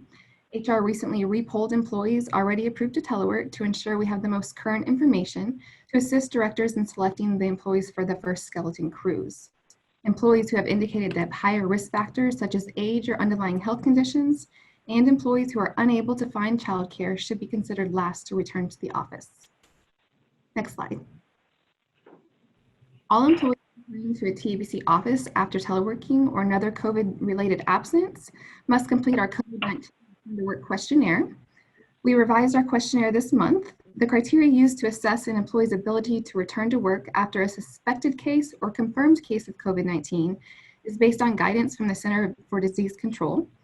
The CDC updated their guidance to reflect recent data supported increasing risk of severe COVID symptoms among individuals with certain underlying health conditions or what they refer to as immunocompromised. CDC has provided a list of related medical conditions, and we've included this as a reference to our employees on the form. These new updates rely more heavily on testing and allow for more flexibility in a case-by-case determination based on unique risk factors and symptoms of the employee. Of course, we'll always defer to medical guidance when it's available. Next slide, please. All employees were recently required to sign a COVID-19 acknowledgement in our My Policies system. HR sent another notice to all employees this month as a reminder of these expectations and to ensure employees are aware of the safeguards we have in place to ensure they can return safely to the office environment. All employees have been directed to self-screen for COVID-19 symptoms before reporting to work, and while in a TABC facility or representing the agency, they must wear face coverings and practice social distancing. If an employer customer displays symptoms of COVID-19 while in a TABC facility, HR and leadership will determine the appropriate course of action. Depending on circumstances, the office may be temporarily closed for deep cleaning, and if COVID-19 is confirmed, we will notify all individuals who are potentially exposed. Together with communications and leadership, HR will continue to educate employees on social distancing best practices, provide personal protective equipment, cleaning supplies and services, and other resources to ensure the safety of our employees and customers. That concludes my presentation, Commissioners. I'm happy to answer any questions you may have. Commissioners, any questions? All right, thank you guys. All right. Thank you so much, Director Fletcher, for your time. Next agenda item is Operation Safe Open Briefing. Deputy Executive Director Sines again. Welcome back. Thank you, sir.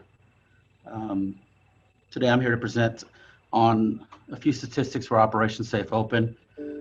Next slide.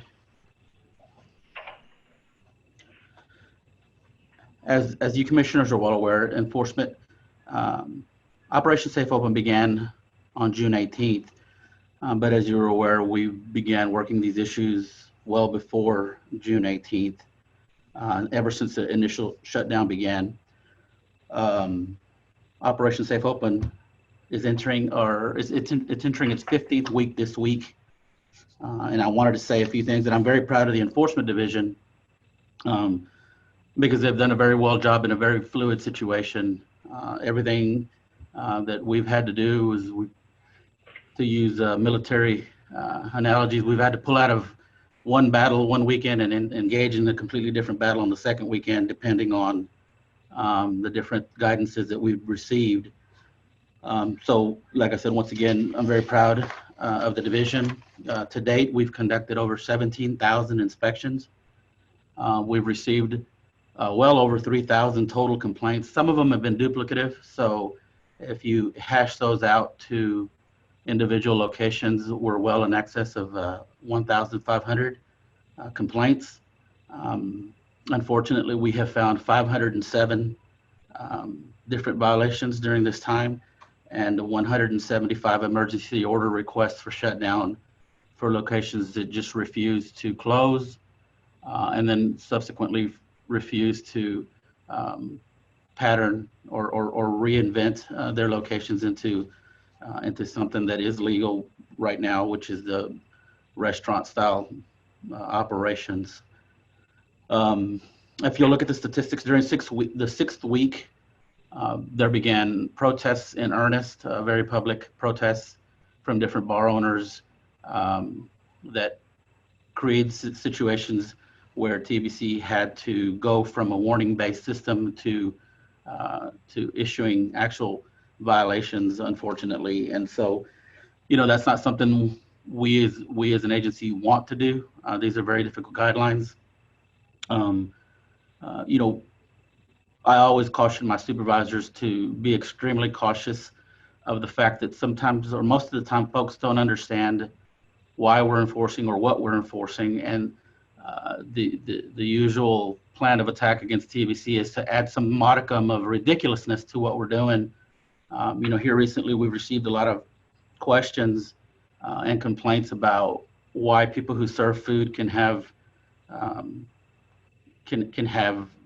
customers and be allowed to open when locations that don't want to serve food, that are strictly bars, are not allowed to open. And again, the ridiculousness that they'll add to it is that a hot dog or a sandwich is going to stop COVID from spreading. And I will tell you from experience, and I will tell you from what we have learned, especially in the early phases of this operation, of these operations, is that the difference is that at a restaurant, people tend to sit down at their table with the party they came with.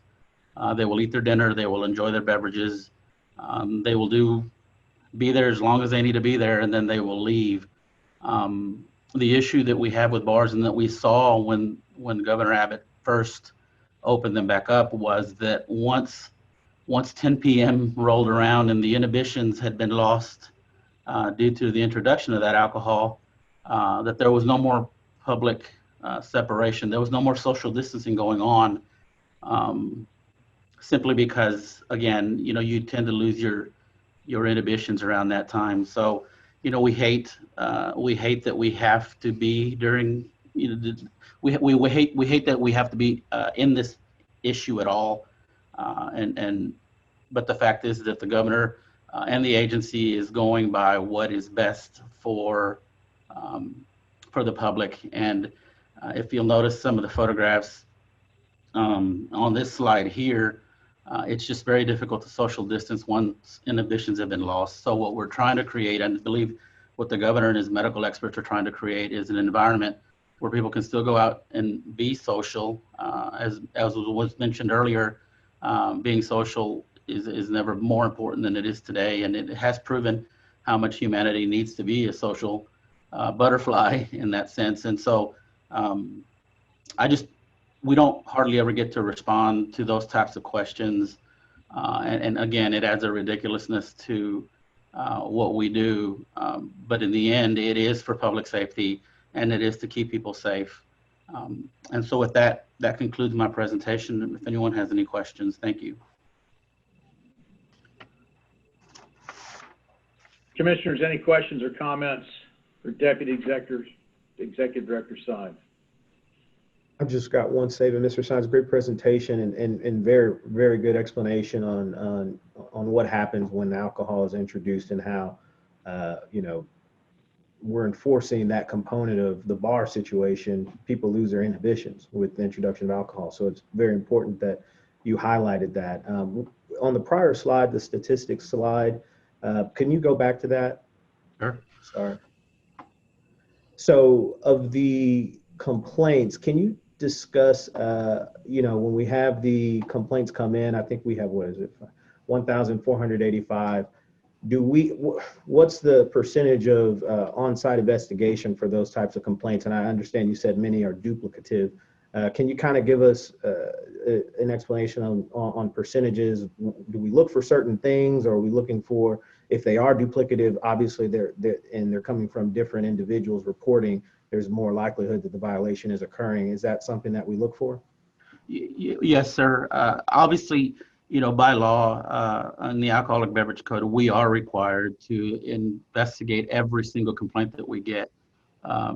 Fortunately for us, with the small manpower we have, many of these, like I said, were duplicative.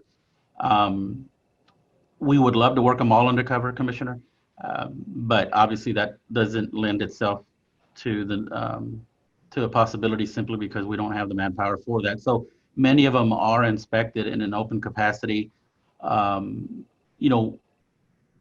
hate to say this, but a lot of the complaints that come in against these locations are from either concerned citizens or people who got kicked out, or people who already have a grudge against that location. So they'll stack it on there, sir. They'll put, they're not only open, they're falling outside the doors. They're so packed. None of the employees are wearing masks, and for good measure, they'll throw in there that they're selling to intoxicated persons and they're selling to minors. We open the complaint as we receive it, and go investigate it as best as we can. Now, when it's just simply that they're open for the locations that are 51% alcohol sales locations, those are a little easier, because we simply show up and you're not supposed to be open, period. And so those can be done by an agent driving through certain areas and picking them up and just telling them. Many times we hand them the paperwork and explain to them how they can become food and beverage locations, and offer them that availability. We also listen to them. If they claim that they have applied for this food and beverage inspections, permit stuff, certification stuff, we give them a chance. We say, okay, well, we're going to wait 5 days. We're going to ask our licensing division. If this is indeed true, then consider this null and void. But if it's not true, we're going to be back again to determine whether or not you were open in violation. So each one of them takes a little bit of time. And I'm sorry, sir, I do not have the exact percentages in ratio as to how many we've been to. I would venture to guess, since we are required to be at every single one of them, we'll get to all of them, eventually. Accepting out the duplicates. No, that's fine. That makes sense. I appreciate it. Very thorough. I appreciate the presentation. Thank you. Thank you, sir. Any other questions? I think the takeaway from this is, out of 17,000 inspections, only 175 have been shut down, which the math says that 99% of the license holders in the state of Texas are being compliant. And so I applaud them for their compliance. But as in everything, there's 1% or others that feel that somehow the law doesn't apply to them. And as much as people may disagree with the laws that we are tasked with enforcing, our job is to enforce them, and enforce them we will. So thank you for your diligence and for your work there. The next agenda item is TABC response to COVID-19 with Director Staples. Thank you, Mr. Chairman. My name is Jared Staples, and I serve as the Director of External Affairs at TABC. And Commissioners, today I'm going to provide you with an update on TABC's response to the COVID-19 disaster. So on the next slide, there's an updated timeline of state actions impacting industry. And as you can see, over the last 7 months, we've gone through quite a roller coaster of changing dynamics. Texas has been operating under a disaster proclamation for COVID-19 since March, which has enabled Governor Abbott to take several actions to combat the pandemic. And during this time, many businesses, as you've heard, have permanently closed due to financial constraints, while many more are still fighting every day to survive. And TABC, along with the governor's office, has worked with businesses every step of the way. So on the next slide, you can see the alcoholic beverage industry's current operational status under the effective executive orders. So the manufacturing and distribution operations can fully operate along with the retailers that are licensed only for off-premise consumption sales. But for on-premise consumption retailers, bars are still closed. Restaurants can operate at 75% capacity if they're in a low COVID-19 hospitalization area, or if you're another type of business, you're limited to operating at 50% capacity. So TABC understands that this has been very tough on the industry. And so the agency has taken several steps to provide relief for businesses. On the next slide, we'll begin listing all the actions TABC has taken in coordination with the governor's office over the last 7 months, but I'll just point out a few of the highlights today. So in March, TABC began regular email notices and launched a coronavirus webpage so businesses can stay up to date with evolving dynamics. And we implemented new licensing processes to accommodate social distancing, and Governor Abbott allowed mixed beverage restaurants to sell alcohol to go. On the next slide, you see the actions that were taken in April and May, where TABC allowed new socially distant methods that businesses can use to get necessary signatures on documents that they submit to the agency, thereby speeding up processing times.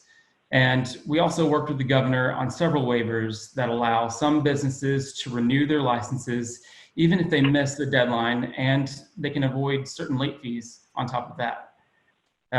So on the next slide, we get to the list of actions taking place in June up to present day. So certain mixed beverage businesses can renew their permits for 1 year instead of 2, and this allows them to reduce the upfront cost of maintaining a permit.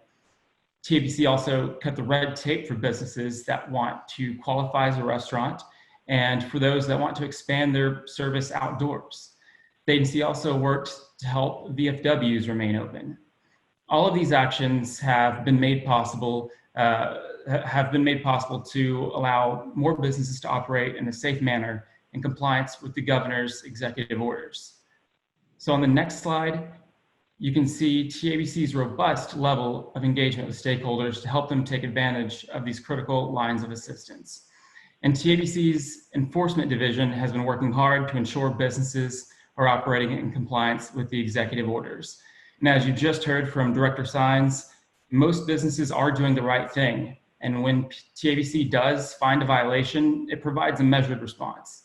We make a point to work with businesses that are acting in good faith because TABC understands that the rules of operation are constantly evolving. And this takes us to the next and final slide. It's hard to predict what's going to happen next in this roller coaster of a disaster, but we do know that the alcohol industry is a critical component of the Texas economy, and when it suffers, so does TABC and so does the rest of the state. So TABC plans to continue its new COVID-19 processes and its rollout of new technology that the legislature approved last session to improve customer service. Through these efforts and our continued partnership with businesses, TABC is committed to helping everyone navigate the current challenges and the long-term recovery to ensure a safe and thriving alcoholic beverage industry. That concludes my presentation, commissioners, but I'm happy to answer any questions you may have.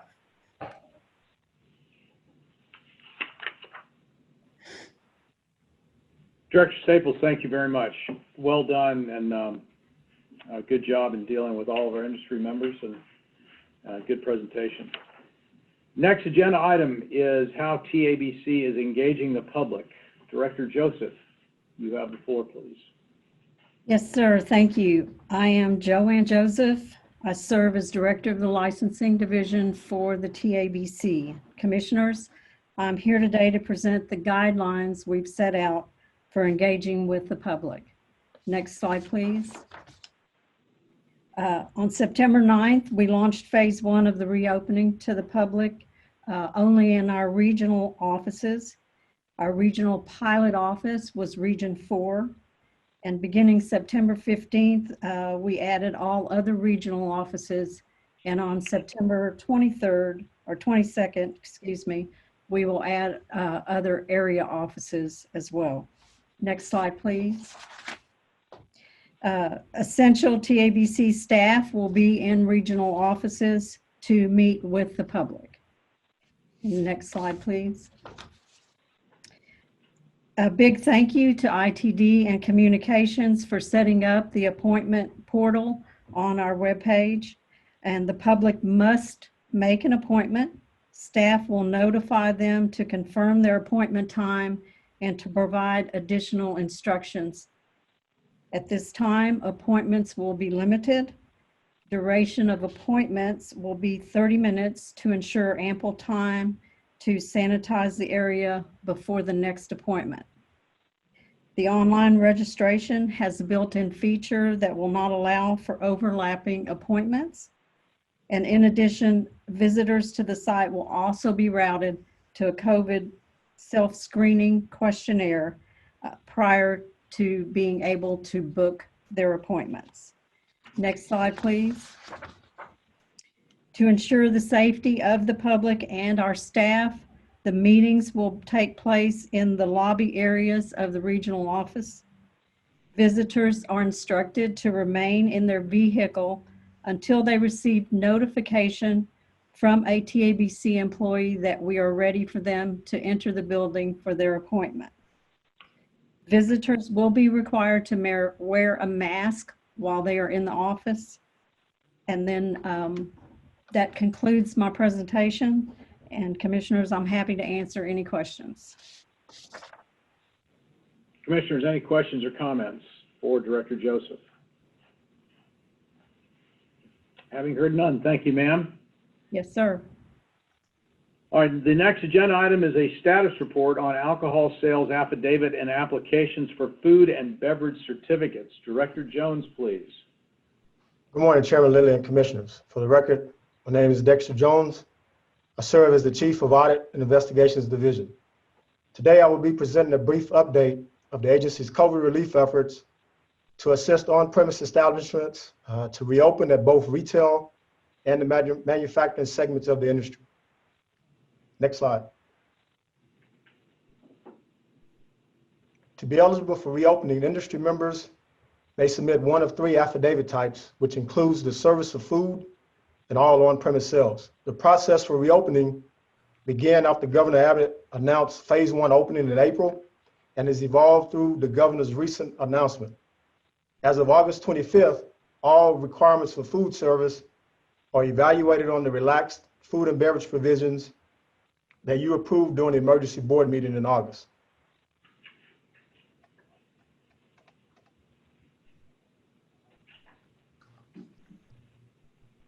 For those industry members electing to submit the retailer's affidavit, food service and a designated area for food preparation or assembly must be available on the premise. The retailer must submit the past 120 days of total gross receipts that includes AB sales, food sales, and other sales. The ratio of total sales must indicate that alcohol sales are less than 51% of the total gross receipts. Next slide, please. For those industry members electing to submit the producer's affidavit, again, food service and a designated area for food preparation or assembly must also be available on the premise. Here, producers may forecast 120 days of future sales of gross receipts to include AB sales, food sales, and other sales. Once approved, the agency is allowing producers 90 days to comply with the good faith effort to demonstrate compliance with food service. The ratio of total sales must also indicate that alcohol sales are less than 51% of the total gross receipts. Next slide, please. New applicants or existing holders of the food and beverage certificate must meet the food service requirement and have a designated area for food preparation or assembly on the premises as well. They may forecast 12 months of future sales of gross receipts to include alcohol beverage sales, food sales, and other sales. Again, here, once approved, the agency is also aligned 90 days to comply, the good faith effort to demonstrate compliance with food service. The ratio of forecasted sales must indicate that alcohol sales are less than 51% of the total gross receipts. Next slide, please. As of September 11th, the agency has received 2,288 sales affidavits and applications for a food and beverage certificate. We've seen a 26% increase in the receipt of affidavits and applications since you have approved the relaxed requirements for food service in the emergency rule.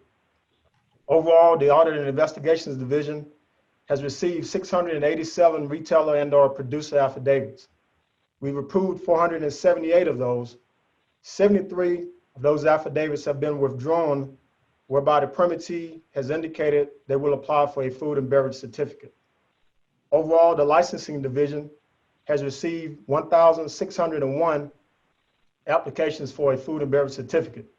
They've approved roughly about 1,200 of those applications, with about 400 or so that are pending. This concludes my presentation, and I will answer any questions that you may have. Director Jones, of the on your slide, page 50,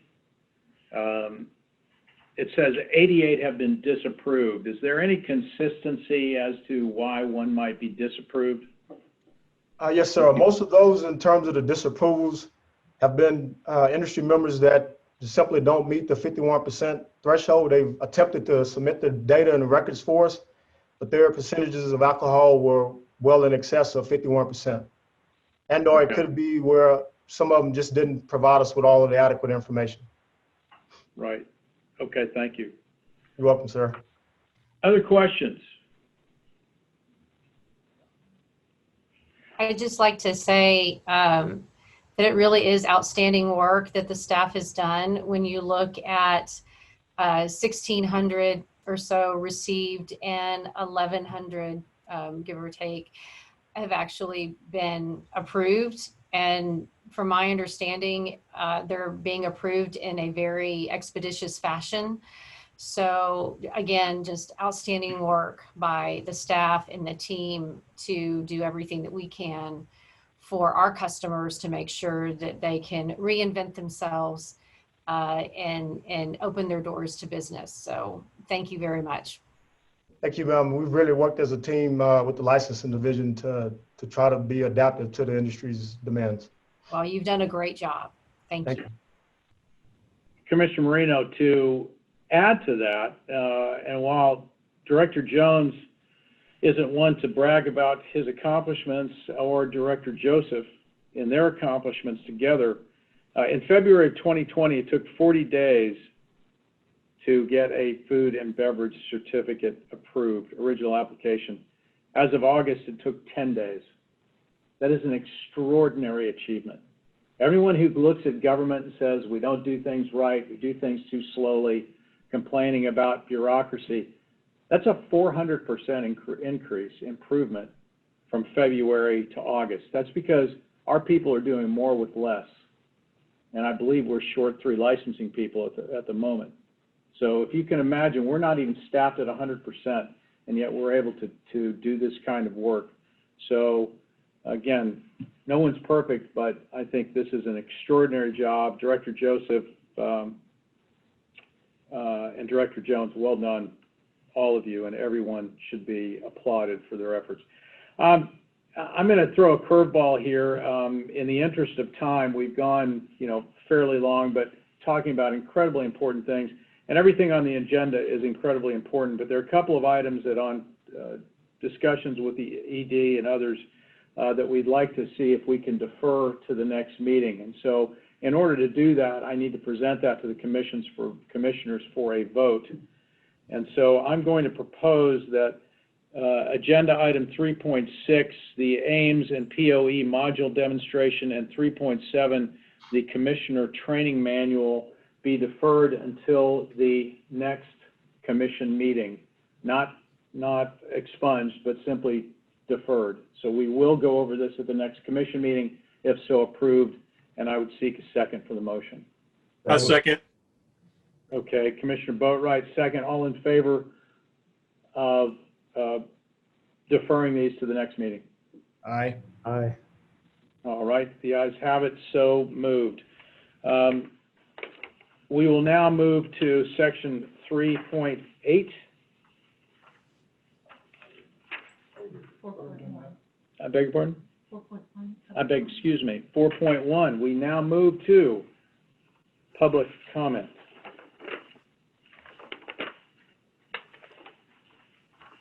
At this time, we'll now be taking public comment on agenda items from today's meeting. Due to our current requirements for virtual meetings, we have a new procedure for public comment. If you signed up yesterday to provide public comment, we are going to now provide you with that opportunity. When I call your name, please begin offering public comment. You will have 2 minutes to speak.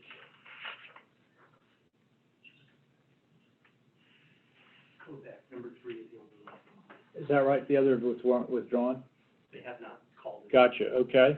At this point, we have one individual who is here and ready to speak, and that is Mr. James Kopek with Backstage Entertainment. Mr. Kopek? Yes, sir. Can you hear me all right? Hear you well, thanks. Okay. Okay, so what I wanted to speak with today about, which I've been talking about earlier, the rules and guidelines, and what Commissioner Sanchez Robert said about when you sit at a bar and after 10 o'clock your inhibitions get lost and no separation. Well, that doesn't happen at all bars, okay? It doesn't. And I was just wondering how come the governor or TABC will not even give the bars a chance to open up and prove that we can operate in a safe manner, just like a restaurant can, with the social distancing, with the guidelines, follow the guidelines. And then the ones that aren't following the guidelines, we can punish them instead of punishing the whole industry of closing them down. Because 97% of the bars that operate, they can follow the guidelines and they can social distance, and the separation and the inhibitions won't be lost. But they haven't given us a chance to try that. And that's all I got. Thank you, sir. We appreciate your comments.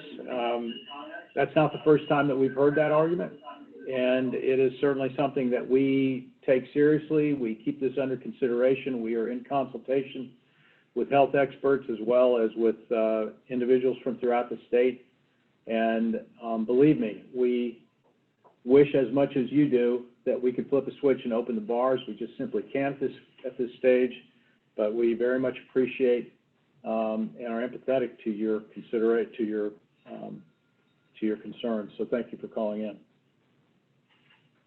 Mr. Smith, is that it for public comments? Other commissioners? Any commissioners have any comments for Mr. Kopek?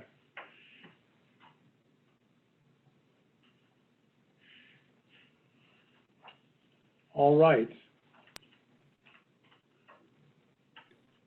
We will now move into the rule adoption phase, of which we have a number. I believe we have 11 or 12. So we will begin. The next agenda item is consideration and potential action on adoption of new rules 33.50 to 33.63 regarding application review and protests. Ms. Horton. Good afternoon, Mr. Chairman, Commissioners. I'm Shana Horton, and I am your TABC Rules Attorney. I'm here today to present, you're correct, there are 12 items, 3 rulemaking items for adoption, 8 proposed rulemaking items, and 1 actually a non-rule item prepared for publication in the Texas Register, which will be the last one on the list. As usual, I will begin with your adoptions. Item 5.1 is consideration and potential action on adoption of new rules 33.50 to 33.63 related to application review and protests. Last legislative session sunset bill required the agency to adopt these rules to implement application review and protest process, establishing reasonable timelines, identifying roles and responsibilities, and identifying potential avenues for mediation or informal dispute resolution. The draft rules were published in the Texas Register on August 22nd, and no public comments were received. This was due in large part to the hard work put into these important rules on the front end by folks from all over the agency. Most notably, I want to point out Amy Cardona with SIPI and Vanjie Aguilera, your San Antonio Regional Licensing Supervisor, who were instrumental, put a lot of work into these rules. I'm happy to answer any questions you may have, and this item is now before you for your deliberation and decision on adoption. Commissioners, any questions or comments? Having heard none, I move to approve adoption of new rules 33.50 to 33.63 regarding application review and protest as recommended by staff. Is there a second to this motion? I will second. Commissioner Atkins with the second. Thank you, sir. We'll now vote.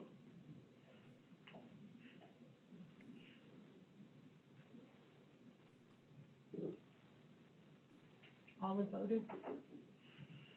The ayes have it. Motion is approved. Next agenda item is consideration and potential action on adoption of repeal of sections 45.1 through 45.96. Ms. Horton. The 2019 Sunset Bill necessitated significant changes to the agency's procedures for registration of new alcoholic beverage products. Staff felt that the most efficient way to implement the changes was to repeal the rules entirely and start fresh. The rules proposed for repeal that needed to be kept have been incorporated into the new rules that you will vote upon next. I'm happy to answer any questions you may have. This item is now before you for your deliberation and decision on adoption of the repeals. Any questions or comments from the commission? Having heard none, I move to approve adoption of new rules 33.50 to 33.63 regarding application review and protest as recommended by staff. Is there a second? Second. I believe that was Commissioner Mack? Correct. Okay, thank you, sir. We have a second. We'll now vote.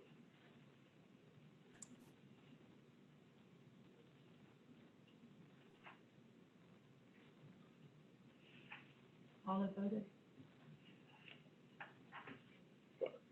Motion is approved.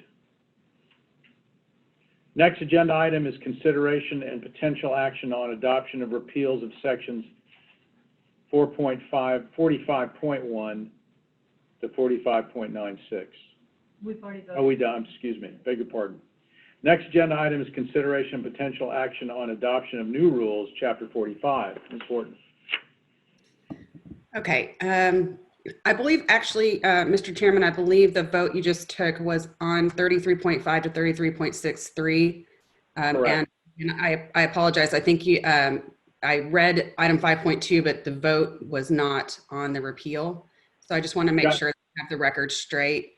I believe you still need to vote on the repeal in item 5.2. That's right. Excuse me. Thank you for pointing that out. Commissioners, if you would please reconsider the approval of the repeal of sections 45.1 to 45.96. Is that correct? All right. So I move the adoption of the repeal of sections 45.1 to 45.96 as recommended. And I do need a second, please. Second. Commissioner Marino, thank you, ma'am. We will now vote.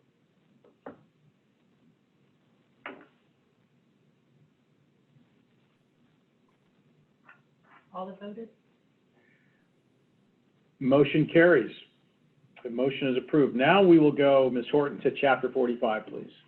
Okay, item 5.3 is consideration and potential action on adoption of new rules 45.1 through 45.12, 45.20 through 27, 45.30, 45.40 through 43, and 45.50. And these are the rules that are essentially replacing the rules that you just repealed. The draft rules were published in the Texas Register on August 22nd. and public comments were received requesting minor clarifications on 2 rules. The draft rules were revised in response to these comments to more accurately reflect the intended applicability of a couple of the requirements, which was narrower in both cases. The specific revisions are detailed in the preamble to the rules, but I'm happy to go over them now if you would like. If not, the regulated community and the agency will be glad to start operating under the new rules, which make the process of registering a beverage with the agency much simpler. As with the application review and protest rules, the team was successful in working with stakeholders to address their substantive concerns prior to publication of the draft rules, which is why we saw only 2 comments requesting minor clarifications on such a large rule package full of significant changes. I specifically want to thank Thomas Graham and Andrea Macera with Tax and Audit and Marketing Practices, whose mastery of their subject matter and efficiency enabled the agency to meet the challenge of this rulemaking with aplomb. If you'd like for me to go over the specific revisions, I'm happy to do that. Subject to any questions, this item is now before you for your deliberation and decision on adoption. Commissioners, any questions or comments?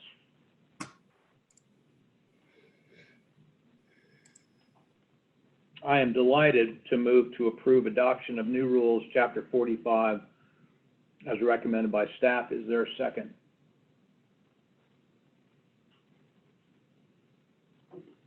Second. I second. Commissioner Boatright, thank you, sir. We will now vote.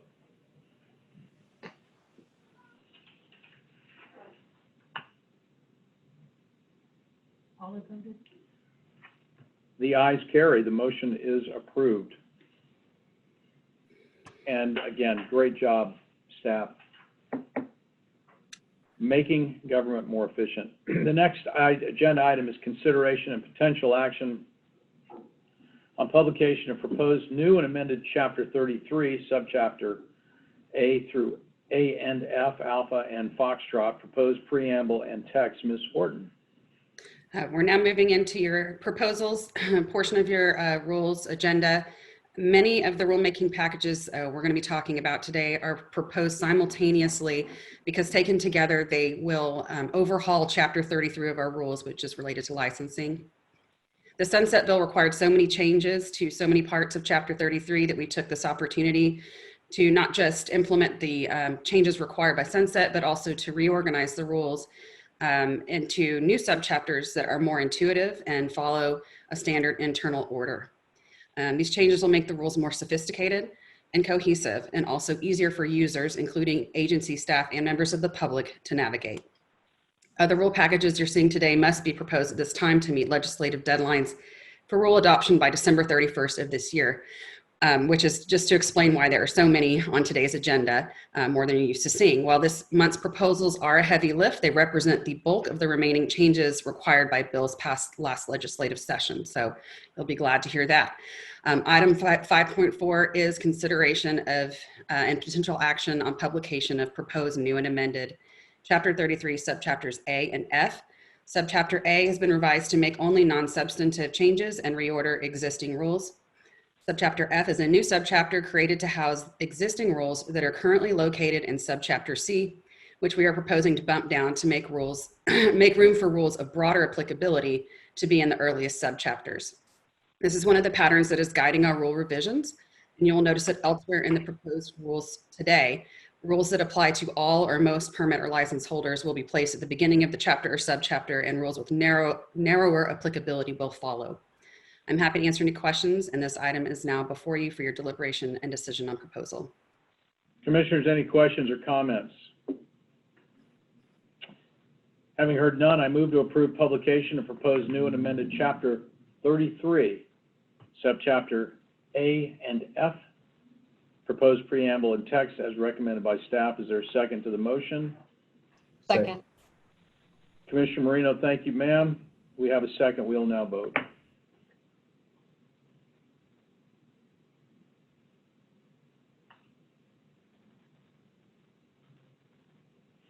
All have voted?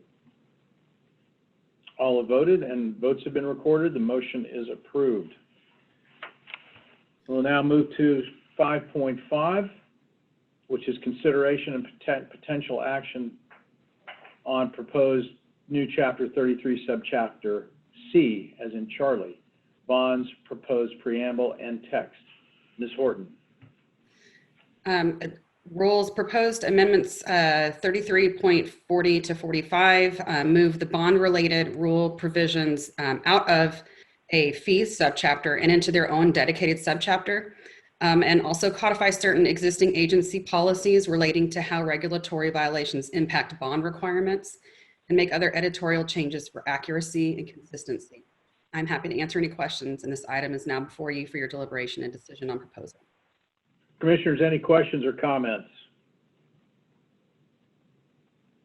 Having heard none, I move to approve publication of proposed new Chapter 33, Subchapter C, as in Charlie, bonds, proposed preamble, and text, as recommended by staff. Is there a second to the motion? I second. Commissioner Atkins? Thank you, sir. We have a second. We'll now vote.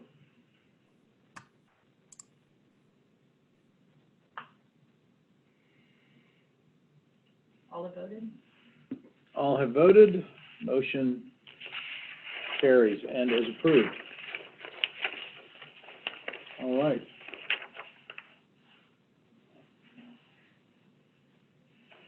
We'll now move to section 5.6, consideration and potential action on publication of proposed repeal, Chapter 33, licensing subchapter A, D, and F. That's Alpha, Delta, and Foxtrot. Proposed preamble and text. Ms. Horton.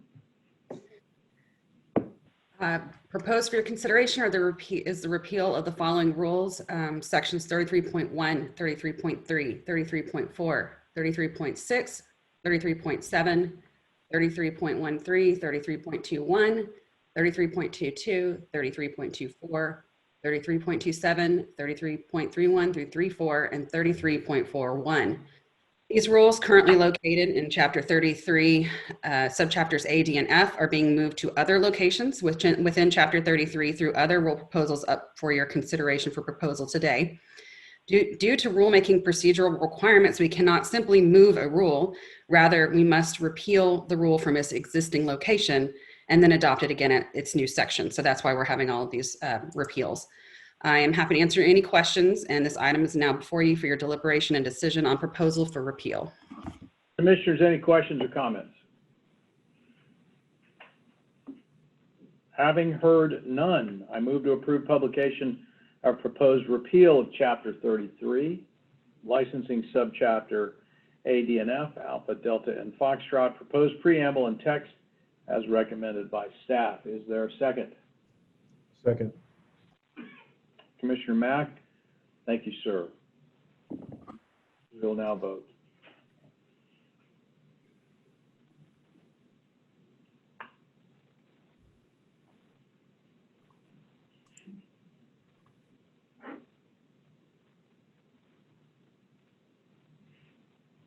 Waiting on Ms. Marino.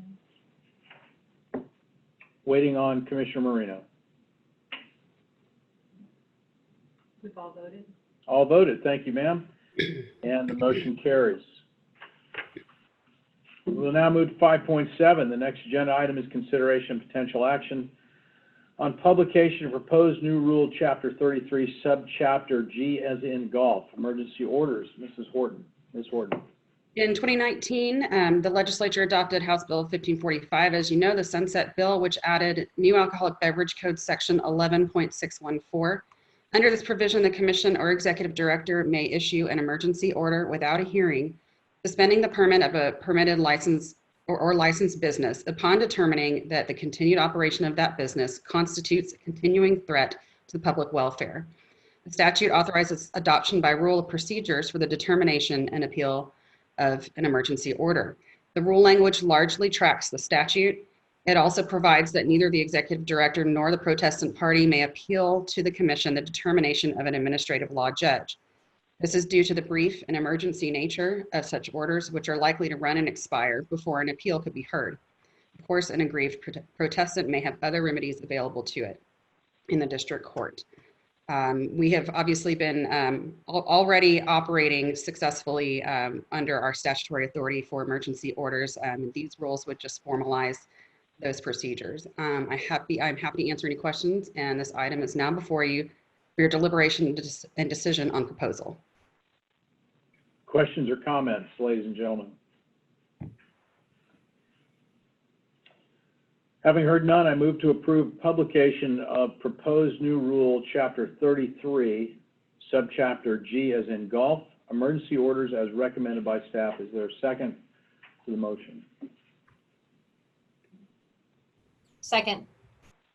Commissioner Marino, thank you, ma'am. We have the second. We will now vote.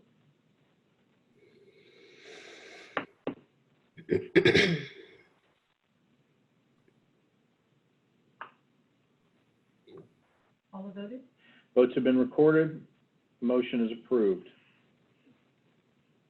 Moving to 5.8, the next agenda item is consideration and potential action on publication of new rules, Chapter 33, Subchapter E as in Echo, events at a temporary location, Ms. Horton.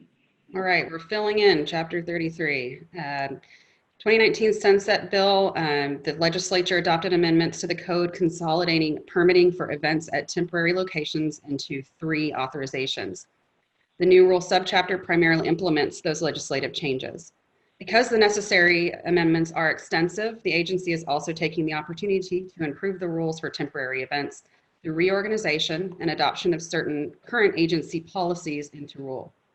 More specifically, like other rule drafts on your agenda today, general provisions are consolidated at the beginning of the subchapter, then followed by separate rules for each type of authorization containing provisions that vary between them.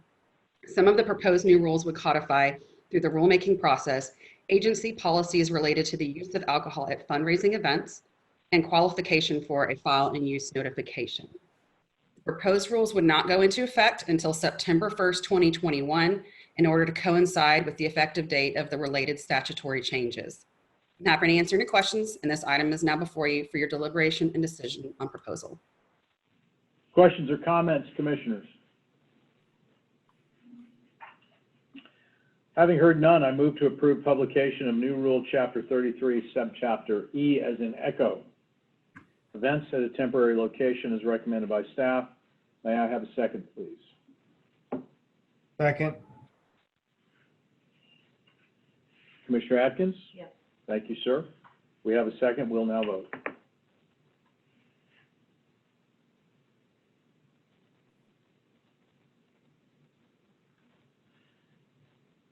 All have voted? All have voted, and the motion is approved. The final stretch here, 5.9, consideration and potential action on publication of proposed new rule 35. We're out of 33. We're now into 34.3, sanctions for regulatory violations. Ms. Horton. The proposed rule is part of a 3-piece package that you will consider today. The new draft rule, which is this item 5.9, the concurrent repeal of the existing 34.3, and the related penalty policy, which is item 5.12, and is at the end of your list because it's not actually a rule, it's an internal agency policy. The penalty policy is an internal agency guidance that does not bind the commission. However, we intend to publish it in the Texas Register and the other documents section for maximum public notice and transparency. I'll describe all 3 pieces and how they work together now, but each piece requires a separate vote. In its 2019 report to the Texas Legislature, the Texas Sunset Commission directed the TABC to complete its schedule of sanctions to account for all regulatory violations. This was recommendation 5.8. Also in 2019, in the Sunset Bill, the legislature amended Code Section 11.641A to require the agency to consider the amount of profit realized by a violator when determining the appropriate penalty for repeat violations. To implement the Sunset Commission recommendation and new 11.641A of the code, the commission proposes, your staff proposes to repeal current section 34.3 and replace it with a new rule and related penalty policy. The proposed rule provides a chart with a base penalty amount for various regulatory violations, and then asks that the staff use the base penalty in conjunction with a published penalty policy to determine the appropriate penalty amount for a particular violation. This method is derived from a similar but much more complicated method employed successfully by the Texas Commission on Environmental Quality since 2002. And as you may know, that's an agency that I have worked with before, and I've worked with their penalty policy, and it's been quite successful. It's also been challenged through litigation and found not to be an ad hoc rulemaking, to be a valid exercise of the agency's authority. Proposed 34.3 would apply only to violations that are regulatory in nature, such as violations of marketing practices rules. Public safety, health, and welfare related violations would continue to be assessed penalties based upon Section 34.2 of the Commission's rules. The penalty amount and corresponding number of days of suspension of a license or permit in lieu of penalty payment that are indicated by the rule methodology represents the Commission's, what would be the recommended penalty by your executive director. However, it does not bind the Commission to any particular penalty, and all parties are free to agree to settlement on different terms. In other words, it's just a standardized way, transparent way of showing how the executive director's staff has come up with the appropriate penalty amount they would like to recommend to you. To implement Section 11.641A, the proposed methodology would add the economic benefits realized by a violator to the assessed penalty amount. With the exception of penalties that are increased due to this statutory directive, the proposed rule is not intended to significantly alter the amounts of penalties from the ranges for the same or similar violations that we've seen in recent years. Respondents to TABC enforcement actions that are subject to the rule will be provided with a clear written explanation of the basis for the recommended penalty and will benefit from the published penalty policy that further explains the factors considered in the assessment process. Should the rule and penalty policy be adopted, we anticipate that staff will begin to use the new procedures on March 1st, 2021. This gives us a few months to train those staff members, as we have a lot of other training going on right now. Team members from the audit division vetted this rule and policy by applying it to several recent actual cases to ensure that it worked as intended. And I'm happy to report that in all cases, application of the rule and policy resulted in a recommended penalty amount that was in the same general range as the final penalties actually assessed in the recent cases. The rule and policy have also been vetted through discussion at 4 stakeholder meetings. At one of those meetings, we even ran through some examples using a penalty calculation worksheet so that stakeholders could see how that process would work. This proposal has generally been received by stakeholders with optimism, albeit guarded optimism. We have a lot of lawyers, so it's always guarded optimism.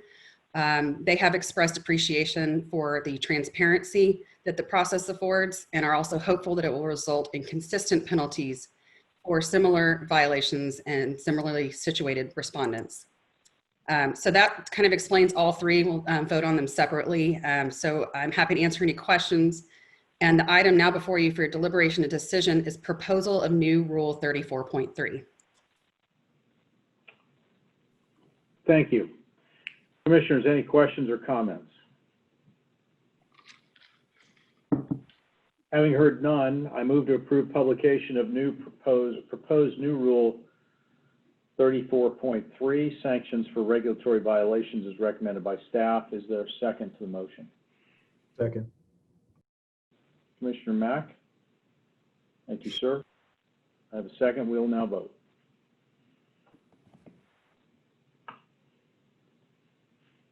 All voted? Ayes have it. Motion is approved. Now to 5.10, 510. Next agenda item is consideration of potential actions on publication of proposed rule repeal, current 34.3, sanctions of regulatory violations. Ms. Horton.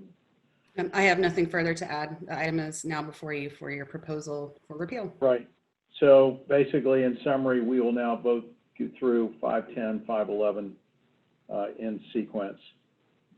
I move to approve publication and proposed repeal of current 3.43, sanctions for regulatory violations as recommended by staff. May I have a second, please? Second. Commissioner Mack, thank you, sir. I have a second. We will now vote.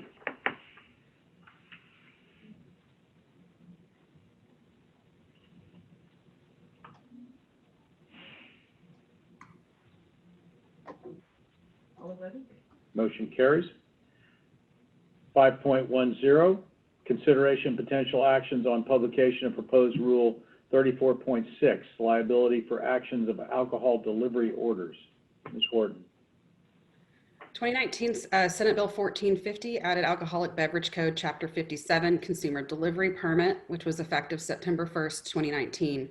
Code Section 57.08 provides an affirmative defense related to the responsibility of the consumer delivery permit holder for the actions of an alcohol delivery driver making deliveries under its permit. This is often referred to as a safe harbor provision, and we have a similar provision for sellers and servers in a retail establishment. The Commission proposes Section 34.6 to implement the affirmative defense for the consumer delivery permit in rule. The TABC rule team worked closely with members of regulated industry to fashion a rule that meets the intent of the legislation and is enforceable. I am happy to answer any questions, and this item is now before you for your deliberation and decision on proposal. Any questions or comments, Commissioners? Having heard none, I move to approve publication of proposed new Rule 34.6, liability for actions of alcohol delivery drivers as recommended by staff. Is there a second to the motion? Second.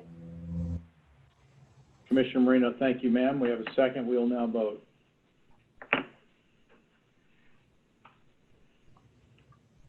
All voted? Motion is approved. Next agenda item is consideration of potential action on publication of proposed penalty policy for regulatory violations, and that is our last 5.12. Ms. Horton? Yes, this is the penalty policy that's related to the Rule 34.3 sanctions for regulatory violations that we discussed earlier. This item is now before you for deliberation and decision on publication. Any comments from the Commission? Just one comment. Thank you to Ms. Horton and her team. This is a substantial amount of work that you've done, and I think will be greatly beneficial to the entire industry. Thank you. Hear, hear. Well said. I move to approve publication of proposed penalty policy for regulatory violations as recommended by staff. Is there a second to the motion? Second. Commissioner Atkins, thank you, sir. We'll now vote.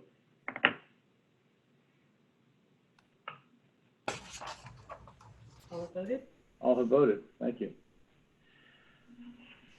All right, in the interest of inclement weather that surrounds our state, we are now well past sort of where we had thought, but the next item will be executive session. Now, the executive session is not mandatory. However, if any commissioners feel that that you would like us to go to an executive session, I'm certainly happy to do so. Otherwise, we can pass and continue.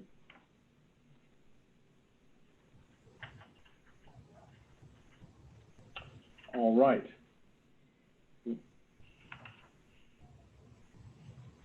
We will not go to executive session, and we will now conclude potential action, is the next meeting date. The next regularly scheduled commission meeting date